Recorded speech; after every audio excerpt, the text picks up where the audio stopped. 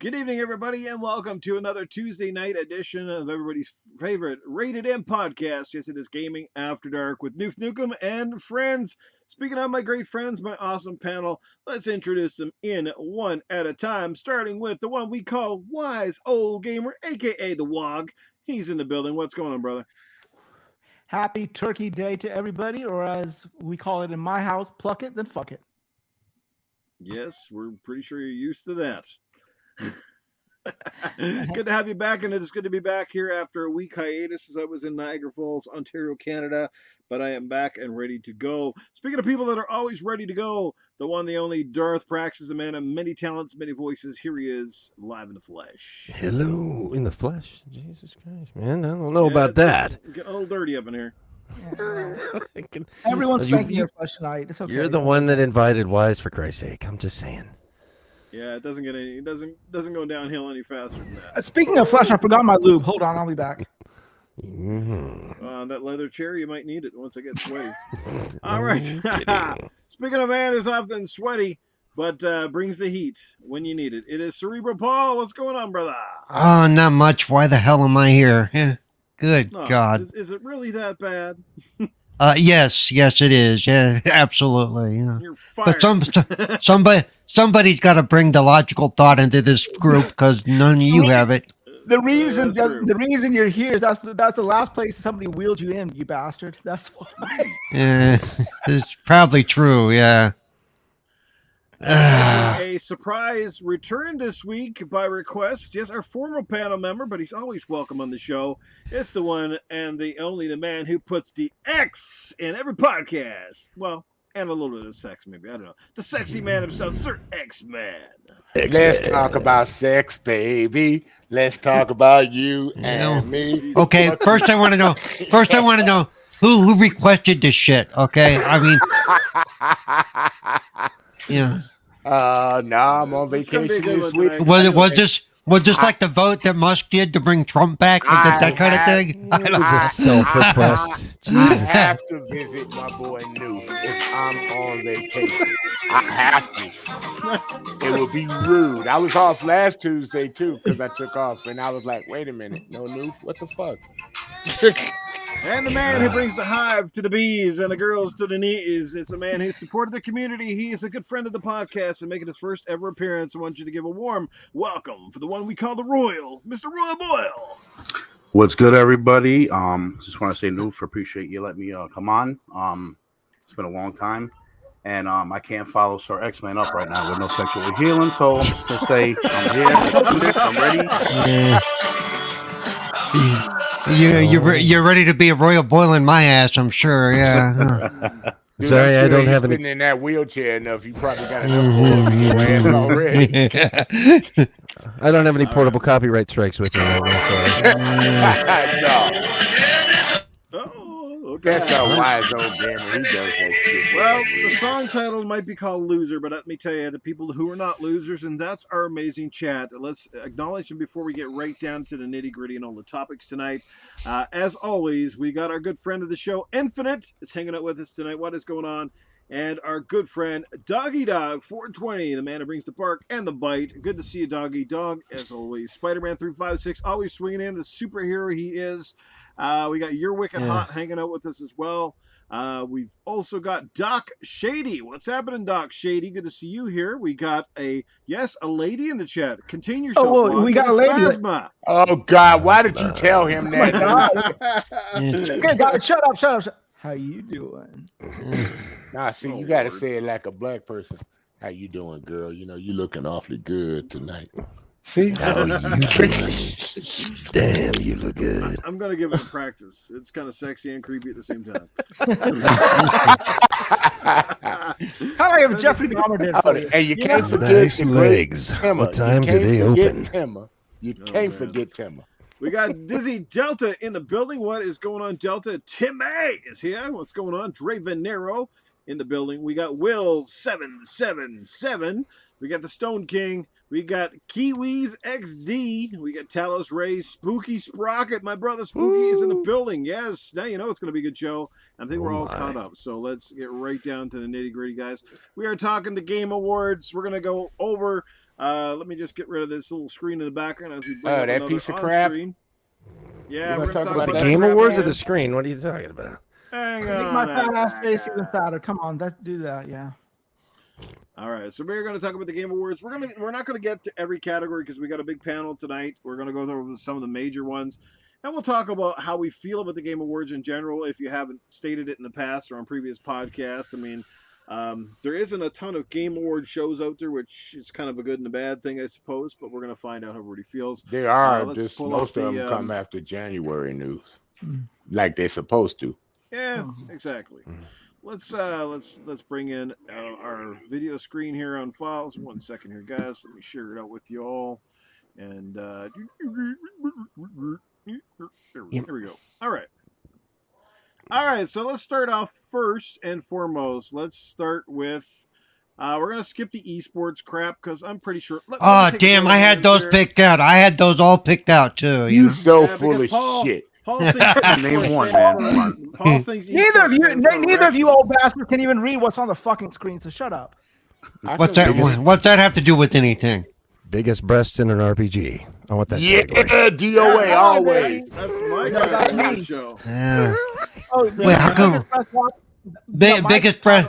Yeah, biggest breast in a podcast. Wize Old Gamer. What the hell? Really? Oh. I'd vote for him twice. At least mine are still lactating. Mine are functional. Yeah. Oh Lord. Long Big- as you got them Big- fucking Big- pads in there, just keep your shirt dry. God damn it. Sick. Yeah, the price of milk. Hey, I'm thankful for these. Price of milk is high these days. It is. Yeah. Before we You get right a into it, damn we got pull-up, Dead Proof in the bro, I building. tell We you. got Fark Q is here as well. What's going on? Well, fuck you too. 360. Exactly. Yes, great. Tony Grasso. What's going on, Mr. Grasso? Fork me. All right. Fork All right, me guys, let's get together. right into it here. So we're going to start with the most anticipated game. Obviously, this is the choices that we have. Most anticipated of 2023. Let's start Splinter with Cell. Oh wait, Legend no, of that's not Zelda, right. Tears Oh. of the Kingdom. Nintendo. We got Starfield from Bethesda Game Studios, Resident Evil 4, a remake, Hogwarts Legacy, which has been delayed numerous times, it's set to come out, and Final Fantasy 16. 16. Alrighty. So let's start with our esteemed guest. Let's have him take a crack at this one. Why? Of those games mentioned, sir, what would be your most anticipated? And if not on this list, what would be your actual? Mr. Boyle. For me, I mean, it's not on the list, obviously, but I'm a huge Spider-Man fan. And if it's released in 2023, that's my most anticipated game is Spider-Man 2. Okay. By Do far. you have any indication to think that it would be 23? At this point, I mean, we really haven't. We know it's coming, but like I don't think we've seen anything yet to kind of indicate that it would. No, I mean, I think maybe we may see something at the Game Awards or something. Right. That's what I'm banking on. But that's just I mean, I don't know. I think it's gonna come out next year. I have a feeling. I mean, it's Well, that's a 2018 great was choice. the last I one. hope You that know it what I mean? is as well. It will be definitely one of the most anticipated for next year. From the list that's here, is there anything on this list that gets you, that raises Juicy. the boner meter? I mean, I'm interested in Starfield just like everybody else is. So, you know, it may not be my first style of game, but I mean, of course, I'm going to check it out and stuff. But, you know, I need to see more of that game as well before I even get anywhere like where I'm going to say, wow, you know what I mean? Because I don't think we still have seen a lot about like anything crazy. You know what I mean? Absolutely. Yep. Let's go to Sir X-Man from the list on the screen. Which is your most anticipated, or are you like Royal Boyle? Is it not actually listed at all? Keep it down to your top 10 games there, Sir X-Men. We don't have all night, okay? I think Sir X-Men fell asleep. I'm sorry. I don't think Sir X-Men's with us. He's asleep. All right. He is not anticipated. He's emancipated. All right, let's get over to Cerebral No, Paul. no, sorry about that. Sorry about He's that. back. I He's was back muted. now. Oh, there he is. There he He is. went and grabbed his fucking list. He's got like 30 games. No. Yeah. I was muted so I didn't interrupt anybody, bro. That's all. All right, bro. No, Well, mine You were is- just taking taking you were just Mine taking his is- shit. That's all, and it wasn't Mine coming is out. Forza Motorsports. Oh, it's But not. it's not on Oh the my list. god. I- Yeah, That's it is a great. good That's one, though. cool. That's But great. the Yeah. backup is Starfield. I'm done. Back up Starfield. All What right, the so we fuck? got You two mean for you? Starfield, Whoa! Forza Motorsports? You? Yeah, Well, yeah. I would play much rather racing you games drive. all the time, dude. I would much rather you drive digitally than in real life. I can only imagine. You're driving. Oh, he's not worried about driving. He's hoping he can steal hubcaps off those bitches. You can't even drive cars. Oh my lord. All right, there you go. The picks from Sir X-Man. Obviously, his most anticipated is Forza, but he decided to go with Starfield from the list above. Mr. Cerebral Paul, your turn to jump in and let us know what He is your can't most jump. anticipated. No, that's true. You listen, brown man, you can't jump either. I'd like to see you try. Yeah, Probably You probably wouldn't- his ass. probably wouldn't stop jiggling for like an hour. So anyway, It's gotta be jammed because Jelly don't shake like that. Oh, man. You like a 78 Monte Carlo with bad shots, goddammit. Jesus. Hey, And tits, too. anyone can afford a 6-pack. It takes a real man with money to afford a keg. that's it. Anyway, so yeah, Go with ahead. me, it's all about the Starfield, baby. And I actually like the fact that we haven't seen a lot about it because that actually drives up my anticipation. It's not coming out until Because 2024. Mhm. shut up. No, it's going to come out next year. But you know what? Even if for some reason that was the case, I'm okay with that. As But will long it as be it, Will it be next gen? Oh boy. you won't make it to the next gen. You keep it up, old man. Trust me. Yeah. He'll make it to that 5th gen, dude. Trust me. Yeah. Fifth of Jan. No, but I like everything I've heard about it. But I like Yeah. the fact that I'm not going to go into it knowing everything that's going to happen. There are a lot of games like that I purposely avoid spoilers. I avoid too many trailers. I avoid a lot of that stuff because I want to enjoy the game to put it in and play it. Oh, Not come go- on. Cut the shit. Even if you knew what the hell was going on, you would forget it 2 hours later. You're seeing I it. like to put it in No, play, too. You know what? I wish I had a bad memory sometimes because having a good memory is both a curse and a blessing. And anybody who has a near, Mhm. not photogenic, but I'm close, Mhm. photographic, it Right. feels the same way. It's a blessing and a curse because I can remember stuff that it's like, oh crap, because it can Right. bring you down just as much as it can take me up. Aren't you Yeah. glad Wize Old don't send you any nude photos? You would never get that out of your mind. Yeah. I think the one we're seeing right now is close as I want to get. Yeah. There Well, are that's it. some, The yeah. shirt- Where's that's that it. Some The shirt's mermaids, coming off. The shirt's coming off. I'm just saying. Oh, Yeah. no. No, there's not enough steel wool in the world to scrub that out of my head. I Yeah. need a Not enough $5 camera to show that. Oh, my. All righty, let's. Sorry, Roy. You walked into the wrong. Yeah, Darth Praxis. Listen. Don't It's all apologize. good. I Yeah. hear you, Noof. Nope. I would be Go ahead, praying for. Praxis. Go ahead. Yeah, go ahead. I'm trying. Oh, yeah, I'll give it a shot. We gotta keep the show rolling a little bit here, guys. Oh, yeah, Let's yeah. keep it in check here. Well, All right, go I ahead, am. Praxis. I'm definitely looking forward to Starfield. But I'm also looking forward to the Zelda game. That's just because I'm a huge fan. So Do you have any on the Starfield list number one on the list that and you then are this. looking for that's not on the list? well, Forza also. I mean, My you- man, we gonna play. You 'cause beat you're on you my beat me to friends the list. punch, but Forza definitely. I'm looking You're forward on to my it. friends list. We gonna but- play too. Yeah, I'm still waiting to play golf, old dude. So yeah. I'm still waiting to play with myself. Well, it's not my fault you haven't seen it in But 10 yeah, years. yeah.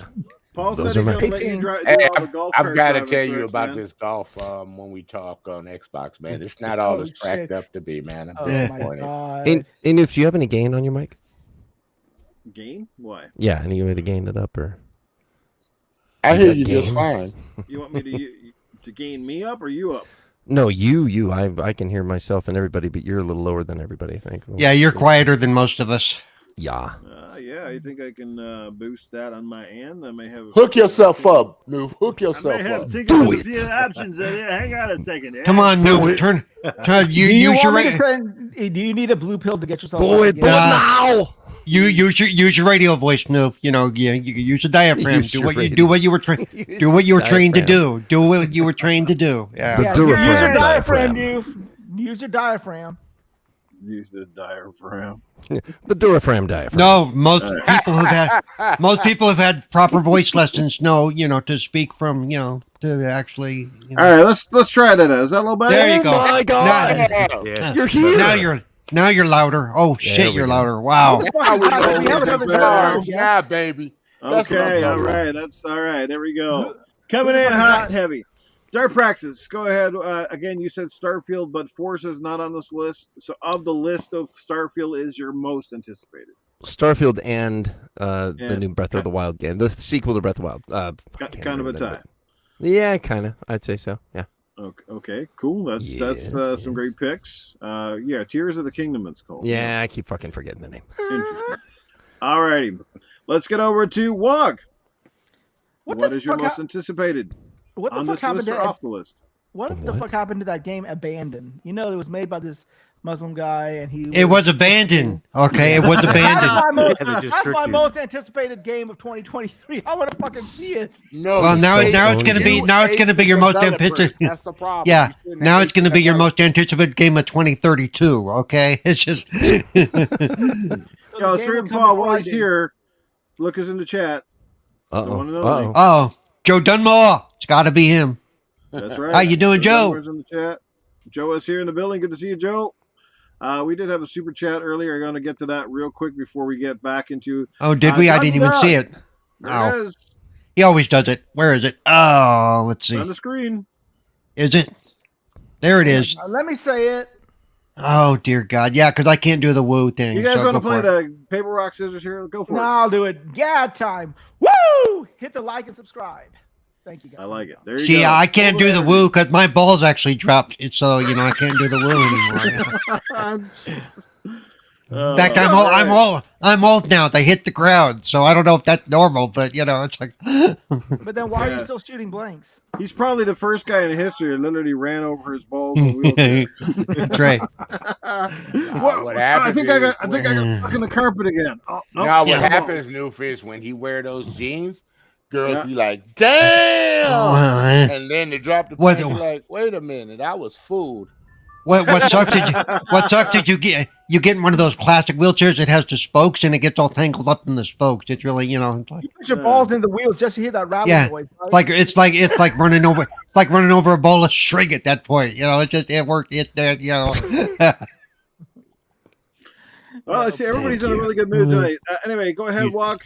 What's your pick? Well, my pick is nostalgia. Nostalgia is a bitch. She doesn't even stop sucking you, even if you've gone soft. So definitely mine's is Zelda, Tears of the Kingdom. I thought you were going to say Resident Evil 4 after you say nostalgia, because that's No, the only because- remake on here. No, because you have to understand, Tears of the Kingdom, Breath of the Wild, that is basically an homage to the original OG Legend of Zelda that came on the cartridge. So, like us old OG fans who played, we remember like that was. They even made the Death Mountain scene reminiscent of the old insert that was inside the original game. So, Well, how about that, huh? So I'm looking Nice. forward to it. That's awesome. And anything off this list, perhaps? Well, to be honest with you, Forza, just like everybody. No, just fucking kidding. I don't know. No, nothing really off this list yet. Yeah, Spider-Man. If it comes out, I've heard Xbox said that Spider-Man and Wolverine are set to come out next year. So looking forward to that as well. Plus, Nice. trying to find out what the hell happened to. Well, maybe Hellblade 2. I'm looking forward to that, and trying to figure out what some of these other developers are making, because I know they're making something, but they're really fucking quiet. So a couple of the not Insomniac, but They've been surprising us a lot this fall, these developers. There are games that came out that none of us expected to come out and be good. That surprised us. Dizzy Delta in the chat says Final Fantasy 16, here he thinks. Unless a new Gears gets announced or Shadow Drop next year, which I don't think is going to happen. Perhaps an announcement, but definitely no more than that. That'd be interesting. Yep. Phasma, looking forward to the new Assassin's Creed Mirage. That's a pretty good pick. Looking forward to getting back to the more of the old school Assassin's Creed with a little less of the fetch quests and stuff. So I think that'll be great. Yeah, be nice. I was gonna say too. My secondary pick is definitely Hogwarts. Hogwarts has my attention. Because it just looks like my kind of game. It looks like. Hopefully, it's not too much run and collect stuff. That it is actually a well built game. Well, that's Is it an because open you're a world or- wizard. Oh, it does look good. no, is it Yeah. an open world game? I've always tried to wonder. Like, Yes. is it an open world or Yes. not an open world? Yes, I Yes. think it is. True open world, Yes, not it- like open fucking zones and shit like that. No, I think it's true open world. Yeah, I think so. Nice.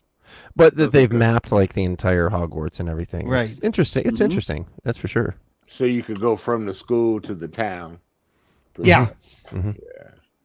As for myself, one of my most anticipated, which is not on this list, would be Forspoken. And I'm going with that Yes. because at least I know it has a release date and it is fairly early next year. So I'm excited for that game. I think it looks phenomenal. And from the list, it's a tough one, but I'm going to give the edge to Starfield. I mean, Resident Evil 4, I kind of think we know what to expect.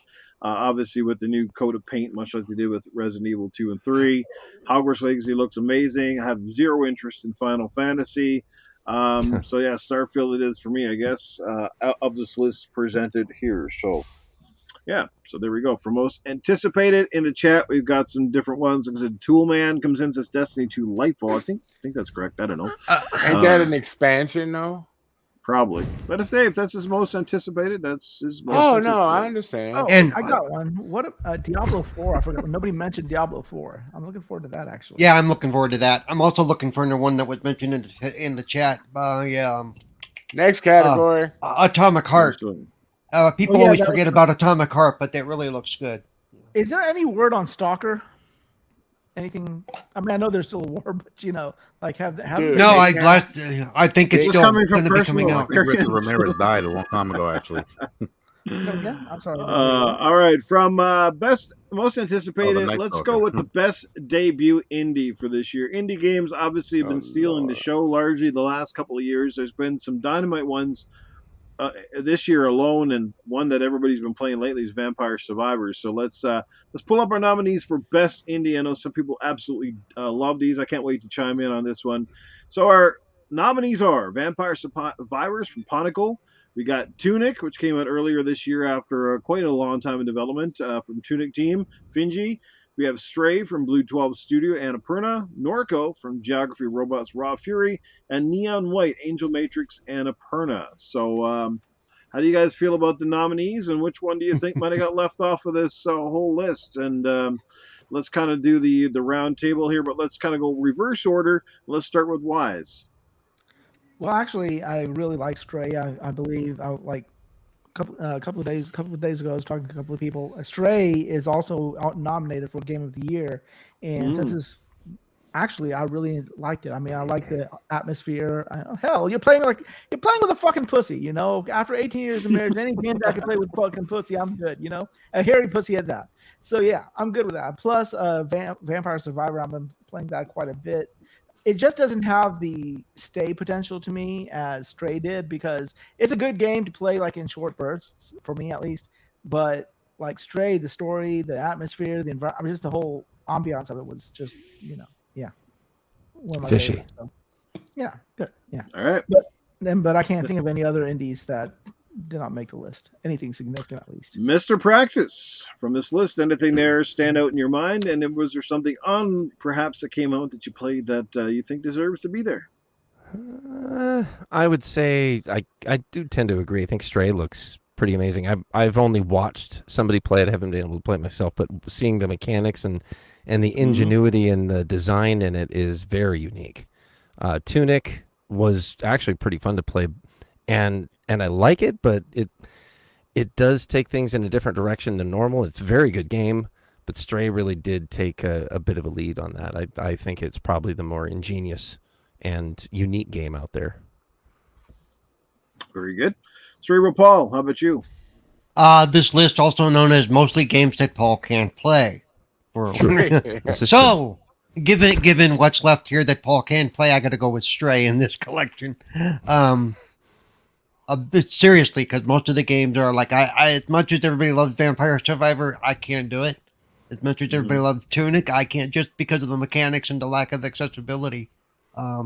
So yeah, I've got to go with Stray because it's actually the only one I've been able to do anything with at all. So Right. Well, there you go. Well, there you go. Real easy when it narrows it down by default. But that's a great point, because obviously some of the other nominees in the category have sort of left a little bit of a bitter taste in your mouth, per se, because again, the accessibility features. So Yep. is that something more indie games need to get eventually? Or are they still lacking in this category? We're showing a lot of the big budget games which have more teams and can afford to do it, but this is something where the indie scene has to pick up the slack a little bit. Yep, and we're chipping away at it one developer at a time. Because I've done interviews with developers, and you say accessibility, and they honestly go, "We just didn't think about it because it's not in the forefront." Unless Right. you have somebody who needs something, they don't really think about beyond. Okay, we got to have subtitles. Every game has subtitles. What is it beyond that would make this game better? So they need to reach out to us, the community, and say, okay, how can we make this more accessible to you? Yeah. So yeah, but it's one step at a time. Yeah. So. And how about you, Mr. Sir X-Man? Anything from this list got you excited, or was there something you played that was not featured here? I say Norco because I've seen gameplay of it, and it really does interest me, and I think it'll surprise a lot of people. Did you actually play Did you actually play the game or just take the pill? No, he actually thinks it's based on the show with the drug dealer out of Mexico. Not Narco. Yeah. I don't even like that show. Dude. No, I thought he was. No, but I'm being serious right now. I've seen gameplay of that game, and it really does look good. Other than that, I think I played Vampire Survivor a little bit, and it's pretty okay and stuff like that. So it's a toss between those two. But 10-1, Stray will probably get it for some reason. Because it's a pussy. And Mr. Boyle, last on the list, but definitely weigh in on your thoughts here. First in our hearts. All right, so I never played any of these except for Stray, and I didn't play for very long. Not that I didn't like it, but I just didn't. I haven't had time to really do it. But there was one game that I would think Stray out of these 5, but for me personally, I don't know how Seafood didn't get if that's how that's you a great pronounce it, right? omission. Yeah, They should have gotten some recognition because that was a unique game too, and it was fun. Like you couldn't put it down when you started playing it. So for me, that game should be on that list as well. That's interesting. Yeah, I'd like to know how some of that stuff was picked or how they came up with the list, a very minimal list of nominees. You're looking at 6 here in total. There's a 4, 5, 5 actually. So yeah, okay, maybe they need to have some more nominees because I think sometimes even just getting nominated, I think, is a huge boost to a game. It's publicity and everything else too, right? Yep. I mean, a lot of times games only get traction after they're featured on the Game Awards, and then people go, "Well, if it's good enough to be on the Game Awards, we'll go and give it a shot." So, there's only 2 of the games on this list that I tried, and it was Tunic and I beat Stray, and I loved Stray. Obviously, being a cat lover, it was interesting right from the get-go. But it was actually like a game that surpassed my expectations. I was thinking, like, how is this game going to be interesting? But it was the world and how they made the cat relatable through the little robot companion. And just like the adventure just opened up, and it had some challenges, but nothing was like overwhelming. You never felt like at any time, it was that you're frustrated. Sometimes it was a little bit like, where should I be going or whatnot, sort of thing. You piece it together, but like I said, nothing crazy. So I thought it was a genius game, and it's not rarely you see cats or animals portrayed and they're always like cartoonish, but this was like kind of cool because it was still realistic, like the animations and everything else, and the little things. So I think as just an adventure, sci-fi and adventure game is what I would classify it. Sci-fi adventure platformer, and again, sort of having an element of realism per se. Like it could have made a really interesting Disney Pixar movie, put it that way. So yeah, I think that's kind of cool. I thought it was really well done. So that for me would be my pick of Stray, and Tunic was a great little game too, very reminiscent of the old school Zelda games, which I'm sure is what they were going for. So, I see everybody playing Vampire Survivors, but honestly, I don't have Game Pass, and 2, I couldn't be bothered. It looks like a game that I honestly just would not like. I don't know, for whatever reason, I couldn't be bothered. It's very addictive, though. It is. So I've been told. Alrighty, we're gonna move along again here now. Let's move to a new category. Let me just get back here on the screen. Go back. All categories. All right, here we go. So let's see which category we want to do next, guys. So we're gonna have to speed them up a little bit. Which one do you think we should take next? Content Creator of the Year? No, probably not that one, because that's like what, for people making websites and shit. Yep. Best multiplayer, perhaps? Yeah, that's what I said. Best multiplayer. All in favor? Yep. Sure, that's fine. whatever. All right, let's check out the Let's get best to- multiplayer, because this was always a hotly contested one. A couple of good nominees in here. All right, so our contestants for best multiplayer. First one goes to Teenage Mutant Ninja Turtles: Shredder's Revenge from Tribute Games Dotemu. We got Splatoon 3 from Nintendo. We have Overwatch 2 from Blizzard.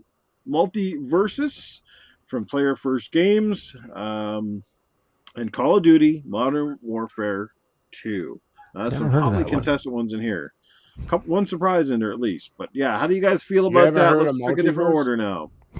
So let's yeah, I've heard of the did I call it No, I multiverse? said somebody else said they didn't hear a multiverse. I think. That's being Yeah, it's a facetious. free to play, like what do you call it? Like a Mario. I know what it is.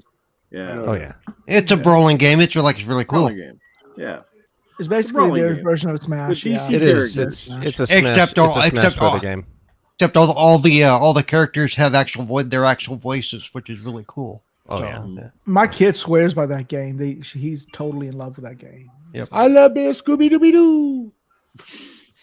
Jason Max with the jokes tonight. What's going on, Jason? Mhm. Alrighty. 3 of them are in Game Pass, which is a huge boost to that service as well. All right, we're gonna go random order this time. We're gonna start with Mr. Praxis. Oh come on, you got to ask me this one. That's right. I actually between it would probably be between as far as for enjoyability. I did enjoy, as short as it was, the Ninja Turtle game a lot, and Call of Nice. Duty. I would say Call of Duty. I've been pouring a little bit of that, but that's a given. Okay, so which one would win it overall? I would say Call of Duty probably won it overall because it just has more to it based on that aspect. Right. So the multiverses, the voice work, you're right, it's amazing, but it's Smash games are all right, but they don't really. I don't know, the lasting power for me just doesn't keep me interested as much. In Like other words, he's really bad at them. That's what he done. I love fighting games. I just don't consider that a true fighting game. Right. No, it's a brawler. It's not a fighting game. It's a brawler. It's a fucking crazy ass button masher is what it is. It's just Yeah, like, yeah. Which is going to bring up a great topic when we get to the fighting game category. All right, let's go now with Cerebral Paul. For me, of these choices, I gotta say, multiverses for me, just because it's flat out fun. And yeah, it's a brawler, but it's because it's characters we all recognize from the WB universe, all Oh, different forms, and they put a lot of thought into each character. They even asked the public, "What characters do you want to see?" So one day we may see Walter White, making, because that's the one everybody was asking for, in his, So, in his underwear with a 9mm pointed at you. yeah. Oh, wow. Yeah, his special move will be making some of the what do you call his blue Yeah, his blue stuff? He'll say Yeah, he's going to throw he's going to throw meth bombs at everyone to get all tripped up. And then when he kills you, he goes, "What's my name?" yeah. You're I am goddamn the- right. Say my name. It's like, say my name. Yeah, You're Yeah. goddamn right. All right, But no, of those, it's that. I don't. For me, Call of Duty, I haven't done enough to it. It hasn't been out long enough to really judge. Yeah. It's just going to be great because it's Call of Duty. Okay, whatever. Right. So Well, that's my take on that. Yeah. Okay. Let's go with Mr. Boyle. Yeah, for me, I mean, all these games are fun. I mean, I didn't play Splatoon 3, so I really can't speak on that. But Ninja Turtles kind of like brought me back. You know what I mean? Like I just turned 44, so I ain't some young guy. So. Oh, you still young. You got days in front of you, the son. cream of some young guy? Oh. So yeah, so it kind of brought me back to the arcade days when that game was big in the arcades and stuff. So, but I mean, for me, it's gonna be COD. I mean, it's one of my favorite franchises. Good, bad, ugly, it doesn't make a difference. I still play it, unfortunately, like when it's not good, but it's like it's got to be COD, man. I mean, I like this year's, and I don't see how it's gonna lose to any of these games that it's up against right now. Yeah. Great point. All right, let's get over to Wize Old Gamer. I was actually going to go with Teenage Mutant Ninja Turtles initially, but Nice. I have been playing COD, and as everyone knows, I'm not a big COD fan or at all COD fan whatsoever to speak of. Mhm. But if you have a COD that can bring me back to the multiplayer and get me hooked, then there's something about that COD. So it's probably going to win anyways. I was torn between COD and Teenage Mutant Ninja Turtles, but there's something about this COD that has enabled me to come back to the genre that I had deserted a long time ago. So COD for me. So yeah, great pick. All right, and last but not least, we got Sir X-Man. Well, since everybody in the known universe bought Call of Duty, I'll give it to Call of Duty. But you cannot underlook Splatoon 3. Oh yeah. Right. For Nintendo and these Nintendo fanboys voting, it could actually beat Call of Duty as far as the 7 million multiplayer. copies. It sold like 7 million copies in Japan, like in its opening weekend or something ridiculous like that. Right. So, Yeah, and in America it sold World 2, and the other countries it sold World 2, so it could actually, and it's been out longer, and it has a lot of extra DLC that came along with it over the time, so it could actually beat out Call of Duty this year because a lot of people. Remember, these awards aren't voted, and the final awards aren't voted on by the people. They only get like one People's Choice Award. So most of these are voted on by the panel. Right. So since Nintendo is still the prima donna of the industry. Yeah, but not the prima donna of this of the award show. I'll tell you, we know who the prima donna of this award show is most of the time. Yeah, we know. We ain't talking about that, but they don't have no multiplayer, and they're not on this list except for the Call of Duty part. I think it's gonna be. I think it'll end up being Call of Duty. So what if Call of Duty loses because it's a big conspiracy that Microsoft wants them to lose, so people don't think it's no. That has please. They're easier to buy if they don't win. Nothing to do with this, dude.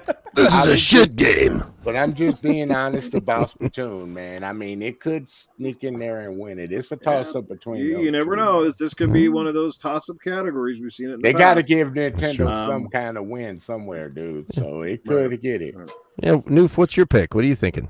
Well, I'm going to let you know, but right after I address the chat, because we got some amazing people here, like Kylo Milo. What's going on, Kylo Milo? You see our good friend of the show, Mr. Fun Speculation, a.k.a. Mav, is in the building. What's going on, Mav? Good to see you here. Talis Ray here as well. Tony Grosso hanging out with Tim A is still here. Spider-Man 356, Dizzy Delta, Jason Max, Jay Slayer Jay is here as well.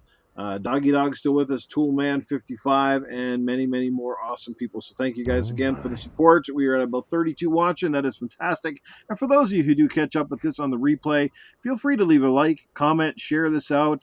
We'll love to see this podcast grow by leaps and bounds. And but yeah, it's been growing like one step at a time lately. Like, holy shit, y'all need to hook a brother up, man. Damn. I don't know what the fuck's going on here lately, man. I don't think so. You know, since I come back, I don't think my channel has had one fucking follower. Like, what's going on with that? I'm not gonna sit here and cry about it, but I mean, it's just weird. I've never seen like my channel just basically fucking die, like totally die. Like, what the hell? It's the principle of the thing, right? It's the yeah. principle of the thing, right, New? Yeah, support and be supported. Some people say, "Well, fuck off," because some of you don't fucking do it. Some people don't even share, man. They just it's the risk you take when you step away. It really is. That's just nature of the beast. Yeah. Anyway, not to get all salty shit up in here, but sometimes you gotta tell it like it is, brother. You know what I'm saying? And Nukem fucking tells it like it is. God damn. Welcome to Noof's pity party. Let's continue. If y'all don't want to go away again, y'all need to get this shit out there. Come on. Yeah, am I that repulsive? Jesus, or it must be Wize Old Gamer. Nobody likes him or something. I don't know what the hell it is. Asshole. We warned you. Think this panel. We warned you. Yeah, put your shirt back on. Wow, Jesus. Oh man. But anyway, all jokes aside, my pick for this is going to simply be Call of Duty. Look, I love the Turtles, but here's the deal: the Turtles is one of those games where the nostalgia brings you back. You love it for what it is. It looks amazing. It plays great. It's 4-player co-op. It's everything you could have wanted. Like, they knocked it out of the park. Oh, But again, it's the one game on this list that's most likely like one of those one and dones where you play it, you beat it, you may play it 2 or 3 times more with your friends, and then it just goes into the old lost in dusty pile forever. You know what I mean? But Call of Duty, I've been playing that since it came out. I love playing it. It's amazing. Me and Mr. Bushido and a few other people playing it. Shout out to Bushido. Awesome guy to play games with, playing the DMZ and just regular multiplayer. I've been having a blast with it. And, like Wize Old Gamer said, this first Call of Duty in a while that really kind of hooked me and brought me back in. I don't know, but they did something with it where it's familiar, but it's like they slowed it down a little, made it a little more methodical, I suppose, than in the past. It doesn't feel quite as nuts and chaotic, and they're pretty good maps. And I'm like I said, I'm just really enjoying the hell out of it. So I think overall, it's probably going to go to Call of Duty because it's just an absolute juggernaut. I mean, it did $800 million. I think it's over $1 billion now already in just a short couple of weeks. Like that just, and people say Call of Duty's washed up and dead. Well, the statistics would state otherwise. Apparently, it's the hottest game on the motherfucking planet. Kind of, sort of. There is no avoiding it. You can hate it all you want, but people love it and they buy it every year, whether it's getting sixes and it's fucking. See, every other game publisher wishes they could be like that, because every other person wishes that they could put out whatever game they wanted and wouldn't have to worry about the scores, because honestly, the scores don't affect Call of Duty at all. It just sells. Even its worst selling Call of Duty still sells better than 90% of any other game out there. Wish that they did Call of Duty's worst day was their best. You know what I mean? Oh yeah. Yep. But you look at the single player campaign, right? I've played God of War this year. I've played Horizon Forbidden West this year. But that campaign, the graphics on that fucking campaign, oh my god, that blew me the hell away. I mean, I'm not even into military type of games, but I'm like, oh my god, like what? That was fucking next gen to me when I saw it. I'm like, this is what I want to see. That's why I actually told people, why isn't Call of Duty in the nomination for Game of the Year? Why? I've been wondering that. The game is, from what I hear, I haven't had a chance to buy it yet. I'm still going through. Because mainstream media says it's generic. But it's worthy of a Game of the Year title. Has multiplayer, has a good story, has a whole bunch of different modes to play. I think the last time a Call of Duty game was good. The last time I remember a Call of Duty game being in sort of in that conversation was probably when the first Modern Warfare hit on the 360 back in 2007. The one where you have to land in the Normandy beach? No. The first Modern Warfare. The first COD4 Modern Warfare, the very first one. Yeah, the original when Modern the first Warfare. time they ever strayed from the World War II format. That's the one they did, and it went absolutely. And that's really, I think, the game that like took off and set Call of Duty into the absolute mainstream.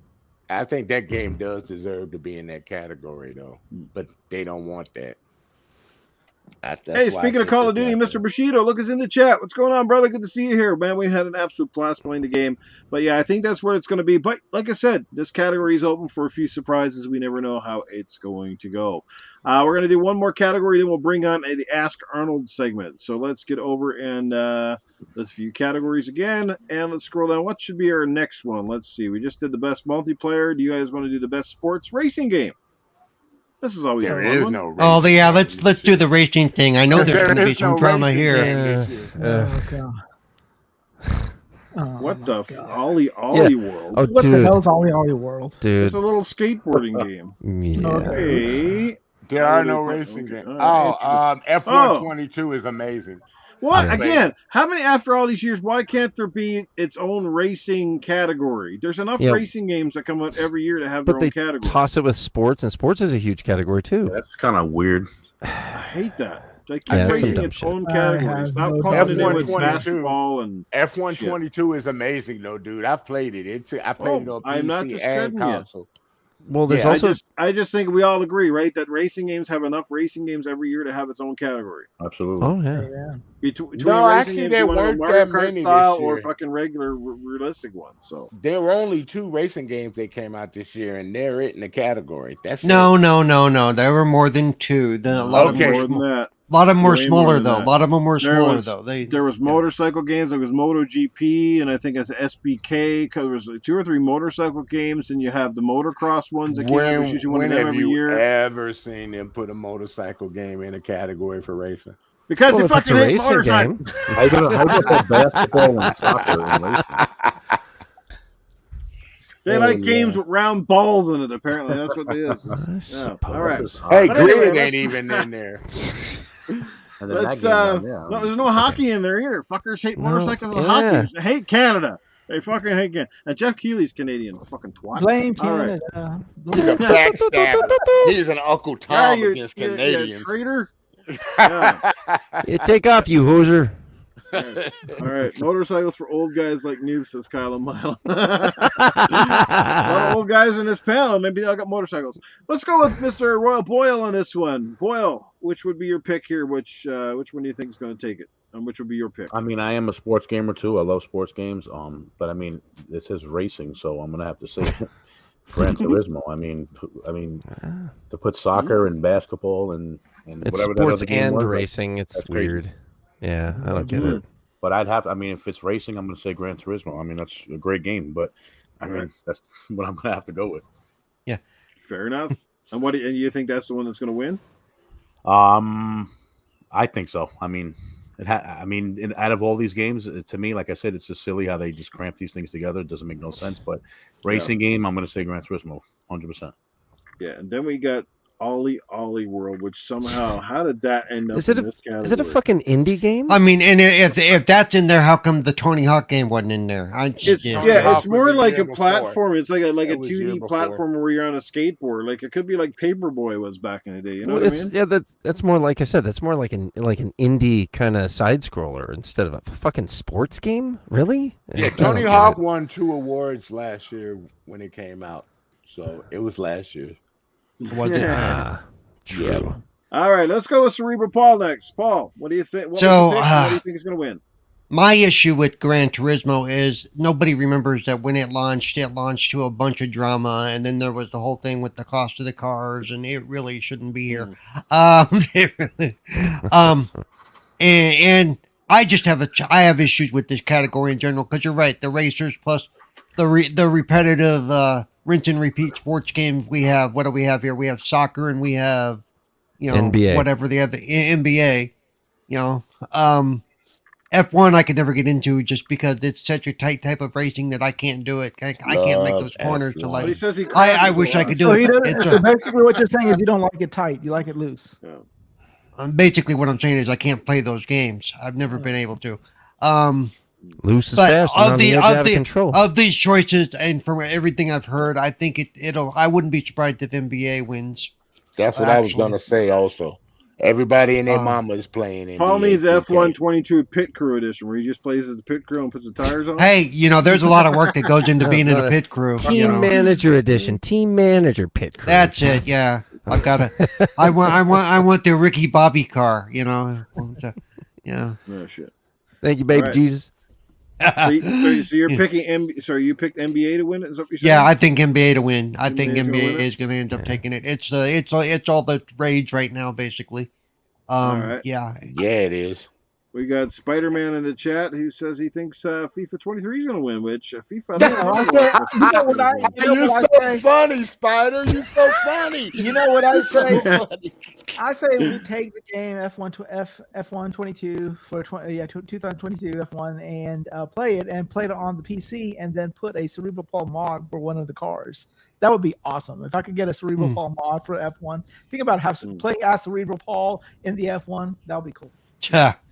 F1 is just, it's such a different 22 style of racing. really It's just a different good, style man. of racing. I love You have to that. you have to hit those corners just right, or the game doesn't like you at You all. gotta know. You I just gotta want know to see. when to put I in just the want to see DRS the and wheelchair on the track everything. going around Pull the that. trigger. I just want to Okay, see let's the go wheelchair with on the track. Darth Praxis. What do you think is going to win, and what would be your pick?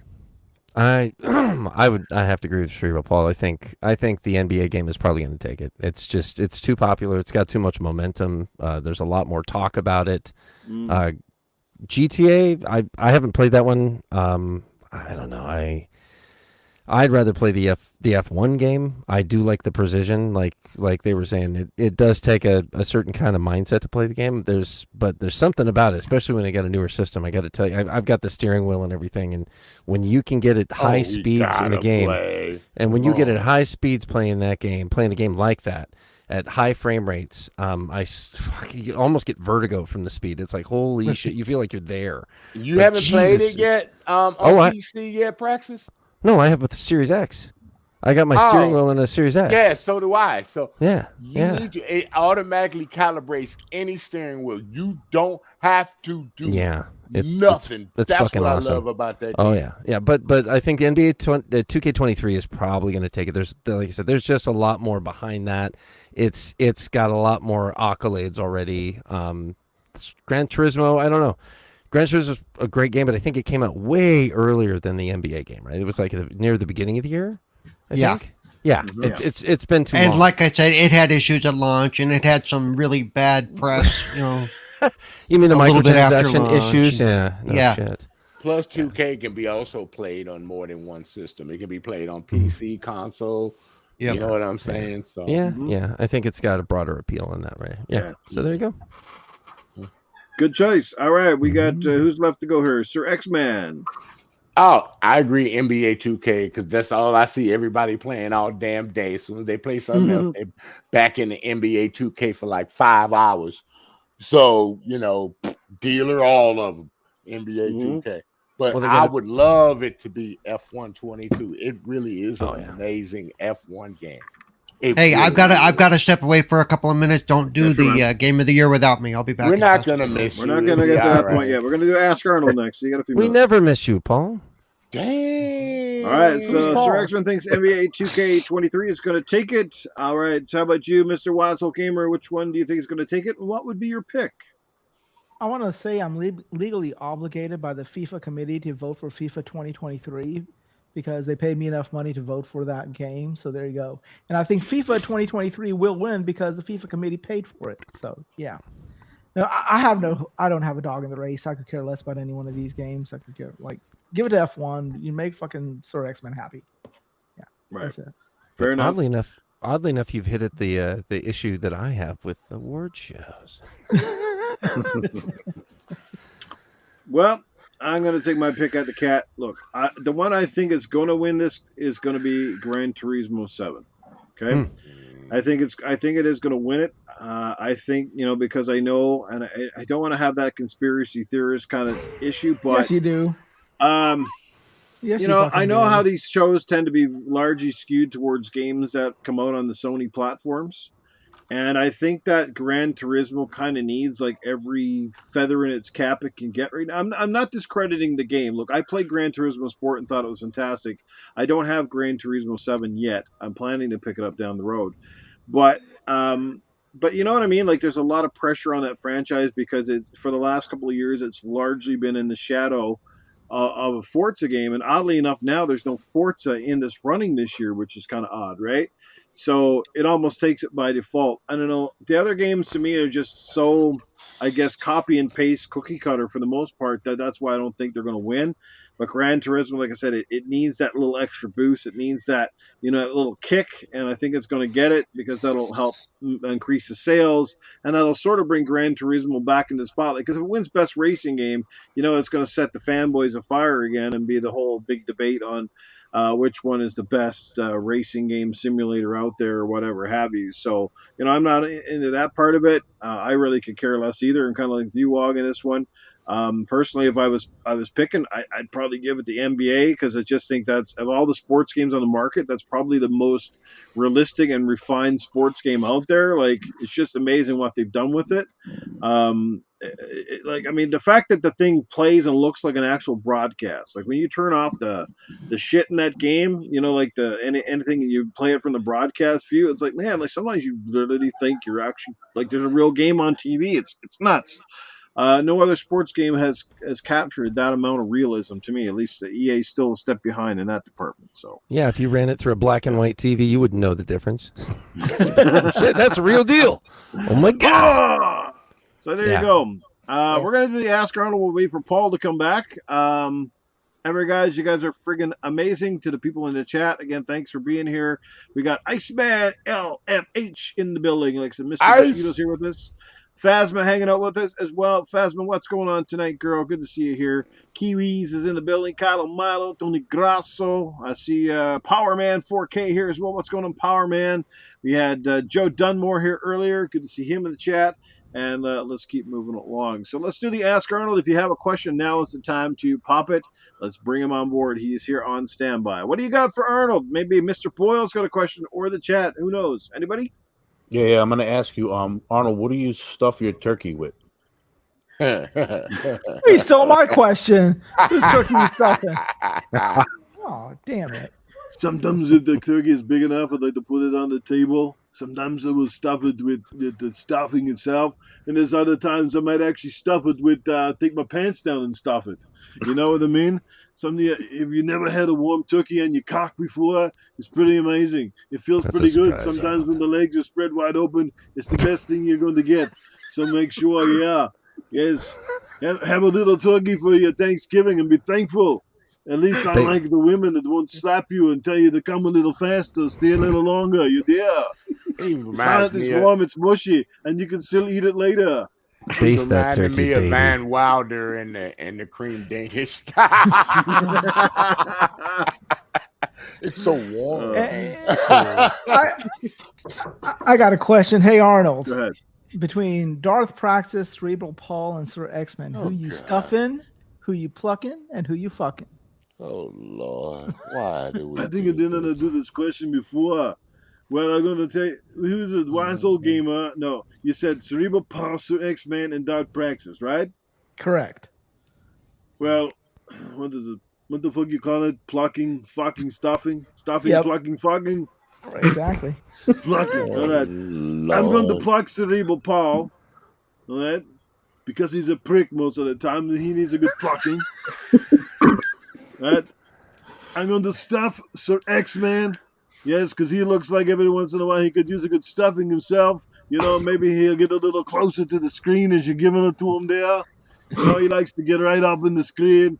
And then, of course, I'm going to have to fuck Darth Praxis because he's the sexiest bastard of all the three of them. He's got the great voice. Who wouldn't want to make love to his pie hole? Yo, what are you gonna do to Wize Old Gamer? Come on, he got that. He got that He's the one big that old asked the ass and question. titties, man. No, that You gotta do motherfucker, him. you Jeffrey Dahmer, his shit. Fuck. I got a barrel of battery acid waiting for your ass. He was about to pull his shirt off for you, man. He's ready. Come on, Arnold, take care of business. I can still do that for Arnold. I mean, that's the last thing I can need to do. Okay, here we go. No, I was just joking. Oh my God! I'm sorry, put your shirt back on. Arnold never said I like brown meat. We're now demonetized. We got man boob. Demonetized. Let the babies fly. Let the babies breathe, baby. Cerebral Paul is not here to witness this. Oh, We got a little OnlyFans going on over here at Gaming oh After my God! I'm going to put my shirt back on. Otherwise, I start lactating in a few. Oh my God. He's got the vape out and everything now. Oh God. Oh, God, you Look at All Mr. donations Bushido. will be made to a local children's charity. Thank you, Bushido. That's my sentiment exactly. Your show is now censored, noob. You've been banned. Don't make me stand up and take my shorts off. No, Yeah. no. Those man shoulders gonna get us banned. Yeah, there you go. Oh my God. Alrighty, let's move along to the next category. Yes, shall we? please. All right. Move on to the Yes. next category, Next please. category. Naked Man of the Year award. There you go. Sick fuck. We did best. Okay, let's Best family game. Best family game. All right, best family game. Since this is not a family podcast, let's get into Not that. anymore. All right, so our nominations for best category is Splatoon 3 from Nintendo. Let's see, you got a good contender there. Again, Nintendo Switch coming up heavy here with Nintendo Switch Sports. Again, on the Nintendo Switch, Mario and Rabbids Sparks of Hope. Lego Star Wars, The Skywalker Saga, and Kirby and the Forgotten Land. Well, either which way, Nintendo is going to come up big in this category. They've got a game in every race here, so there I already you go. know which one. Who wants to go first on this one? Who's the big I'll do Nintendo it. guru? Sounds like Go X-Man. ahead. I'll do it. Go X-Man. The Lego You jump Star in the bed. Wars is going to win because I hear that everyone says that game is amazing, and I can't wait to pick it up myself. I'm just saying that's what I hear. I have Lego Star Wars. Yeah, they did a damn good job with it. Absolutely.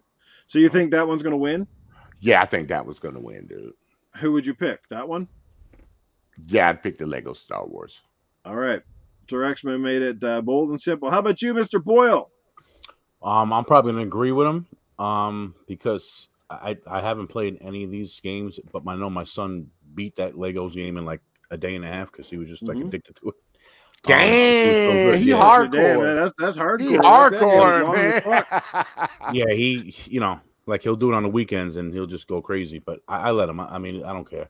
But God he damn, probably pulling beat it some real Jedi quick. mind tricks over there. And he'd call me in a room. He'd like, Dad, look at this, look at this. You know what I mean? He keep calling me in a Yeah. room. I'm like, all right, play it, beat it. But I haven't played the rest of them. But I mean, it's kind of hard to go up against Nintendo with these games because I know these games sell, and I know like Splatoon 3 probably is going to win it. That's what I would think.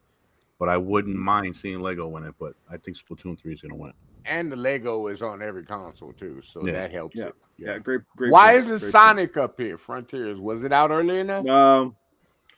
No, I don't Wasn't? think it made the deadline. If it did, It and came it's out probably the not same really time come God true of to- War did, though. didn't Yeah, it? I it thought definitely so. came out in I thought they time came out the with same that. weekend. Oh, Yeah, it it did, came didn't out it? the Yeah, same that's true. weekend. Yeah, that's true. Yeah, you got a So point. it should have been in there.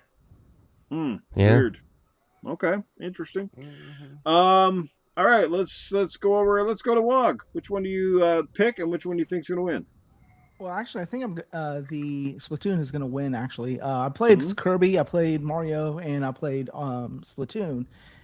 Mario and Rabbids is really good. I mean, I don't know how much of a family game it is. Yeah, it's Mario characters, It's a but tactical game.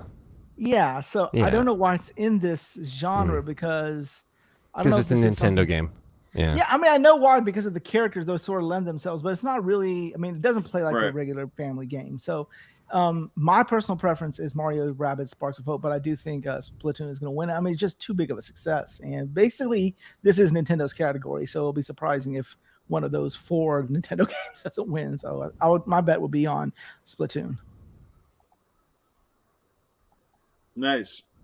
There you go. His money's on Splatoon, but he'd like for the Mario and Rabbids to win. All righty. Paul, are you back yet? Jesus, he had to lay a big turd, didn't he? Holy shit. Putting down some railroad tracks in there. Remember, it takes him a minute to put his pants back on. That's right. Who did we not ask here? Who didn't get a chance? That would be me. Praxis, go for it, man. Well, I think between Rabbids, Kirby, and Splatoon, I think those are the 3 probably most likely. Lego Star Wars, I could understand why if it's a great game. I haven't played it, but I played a little bit of the Kirby one. The Rabbids game is actually more accessible in this version than the original one. The original one was a lot harder, a little more directly like a tactical game, and this one actually has more. It opened it up. Splatoon 3 is actually an excellent sequel. It's a good sequel. But I don't know. I think it's between those 3. I mean, Lego Star Wars, I wouldn't be surprised if it won and took it away. I would say probably I think Kirby might actually take it. Really? Yeah, I think Kirby might actually. Kirby's a great fucking game. Oh, it's a great game. Oh, but yeah, like, there's just bigger franchises even from Nintendo in this category. Well, there may be, but the Rabbids isn't a direct Mario game, so it's not necessarily as appealing. The Kirby game is the most appealing of all of them, besides Splatoon being a shooter. Now, the shooter aspect might draw more people into it because of all of the popularity behind shooters, but I still think Kirby, as far as a straightforward in this category, might just take it. So I don't know. Who knows? We'll see. Hey, Noof, before you go, I got a question. Yes, no. Why is it Nintendo Switch Sports back in the sports and racing category? Am I right? Am I right? Yeah, why is that not in the sports and racing? Absolutely. I think it's more than the Ollie Ollie game, for Christ's sake. Right. It's at least closer to an actual sport. Yeah. And Ollie Ollie is a great game, but it's just it doesn't fit the category. No. Like I And said. And the title has a fucking category's name in it. Sport. You know? Sports. Yeah, sports. Yeah. Yeah, I just think it tells you that somewhere along the line the thought That's why process you and miss me, nomination because I thing for notice these these fucking little things dumb is things out of that they whack. fuck up. That's why you miss me. I'll finish off by quickly saying I think what's going to win. I think it will be Splatoon, hands down. The game has been a huge surprise, a big hit for Nintendo. Obviously, big enough that they've made 3 games already. It's very popular, like I said, and Land of the Rising Sun. It's done very well over here. I have played Splatoon in the past, and it is quite a great little fun multiplayer game. It's a feather in the cap in a sense because it's one of the few games on Nintendo that sells well that doesn't have Mario or Zelda in its title. So that, in that sense. But for me personally, I would pick Lego Star Wars. I mean, it captures a whole bunch of things. One, it encompasses every movie in the saga itself, from episode 1 right to 9, which is phenomenal value, right? Like I said, you can play this game for days, hours, hundreds of hours. Anybody who's ever played a Lego game knows how fun they are to play in your house, co-op on screen. The only thing it was lacking was an online. I thought they were going to do it for this game. I really did, because of how many people would probably pick up and buy it. Like, would have been amazing with online co-op, but they neglected it once again for whatever reason. And again, trip down memory lane, a little bit of nostalgia, a little Lego. So it kind of kicks every category, kicks every can. So to speak, and they came out and they just killed it. Traveler's Tales never seems to miss. They kind of get it. They get the humor. They take the movies we know and love, and they kind of retell them in a certain way where it's very familiar, but also a little bit fresh. Some of the jokes and the funny stuff that happens is great, but to keep it obviously kid friendly, family friendly. That's what I think should win. I have the game. I love it, but I think Splatoon is ultimately going to take the category. I am back. What category is just real quick? The family I can game. see what's up there. Family game. I agree. It should be Lego Star Wars. Some people don't know this is actually Traveler's Tales' last take at Lego. So their best Lego game is their last Lego game. I didn't know that. Because they did some things in this Lego game that had never been done before. So as far as the functionality and stuff goes, and stuff that you go, wow, they need to do that more. And then you go, oh crap, it's their last one because the contract's up. Well, crap. Yeah. They might renew the contract after this great game. They might renew that contract, dude. No, it's not. They're done. They're done with Lego. So wait a second. They lost a Lego franchise or Lego Star Wars franchise? The Lego franchise. They're done with Lego. This company is done with Lego. Right. Doesn't mean the Lego games won't continue, but they won't continue under Traveler's Tales. Xbox, buy these guys. They're very talented and can make a great set of family games for you guys. Yeah. Totally. But I agree with everything Noof said. Again, part of the reason they may have not have done online multiplayer, again, it was open world. It was truly open world. And some of those maps are pretty damn big. So. Yeah, it's a little more daunting. They did try it in the past with the original Star Wars trilogy one or whatever it was. Right, and those, but if you go back and look at those games, they're very linear in what you can do. This game was not linear at all. They expanded. I guess also just a little segue. It looks like this Lego game is the first in the series and the only in the series not to use the NTT engine, and they used Unreal. Yeah, they used the Unreal engine in this one. It's the only one they ever did. Yep. Interesting. And it came out amazing. Yeah, to me, it's probably the best in all the Lego games they've done, and I enjoy all of them. Best fighting game. Paul, perhaps I should do this category if you'd like, the innovation and accessibility. Ooh, this category. So many hard choices. I love this category. So many great I'm gonna picks let Paul here. go first on it, obviously, guys, since he knows more about this than any one of us at all. So here we go for which is a rising category, something that has got a lot more attention the past 5 or 6 years in particular. Paul can tell you, Xbox really leading the way with a lot of things, because you go back to the adaptive controller, which everybody kind of forgets exists, but it's out there and has made a world of difference in the lives of a lot of people. So let's start with the games. We got The Quarry, one game that I really want to play. I haven't done so, from Supermassive It's Games. on sale this week. Yeah, The Last of Us Part 1 from Naughty Dog. We got Return to Monkey Island from Terrible Toy Box Devolver Digital. God of War Ragnarok, Sony Santa Monica. And As Dusk Falls from Interior Night Studios. I have a feeling I know which one's going to win, but Paul, the floor is yours. I have played at least a little bit every single one of these games. And As Dusk Falls and The Quarry are almost they're the same style of game. Right. go to either one of those because of the way they lay out the story and stuff. And I've been doing Ragnarok. It's still difficult, but because of the accessibility, it's much more playable than the original. I'll tell you that right now. Return to Monkey Island. I also played that a little bit this last week. Great game. Again, Last of Us. My choice, hopefully, it should go to As Dusk Falls. And As Dusk Falls should have been there for Game of the Year choice as well, I think. They did an incredible job with that game. That game kind of got snubbed in some categories where it should have been mentioned. But to me, that should be the winner right there. Yeah, it is a great. I haven't finished yet, but what I played of it, it is phenomenal. I've actually gone through it 3 times because it has multiple endings and multiple ways it can go. And one of the nice things about it is you don't have to replay the whole thing. You can go back to that one chapter and make a change that's going to affect the rest of the game. So it's pretty cool. All right. So you think As Dusk Falls should win, and which one did you say? I wouldn't be surprised if the Quarry does too, because the Quarry had the star value. You know, they had Ted Raimi and a bunch of other stars in it as well. Yeah. So. And which one? Sorry, which one do you think is going to win though? I think it's going to win. It'll probably go to God of War, which I don't think it's fair, but I think As Dusk Falls is more deserving as a whole. But all right, yeah. Let's go to Wize Old Gamer next in this one. Which game would you pick, and which game do you think is going to win? I know these might be a little harder for us to pick, but at least tell me which one you think is going to win. What I think is going to win is God of War Ragnarok, but based on what Cerebral Paul said, I would recommend As Dusk Fall wins. But yeah, but I have, again, no horse in the race here. I mean, Paul is the expert in this field, and if he says As Dusk Fall should get it, then I bow to the leader, As Dusk Falls. Okay. So. Pussy. Go to our guest, Mr. Boyle.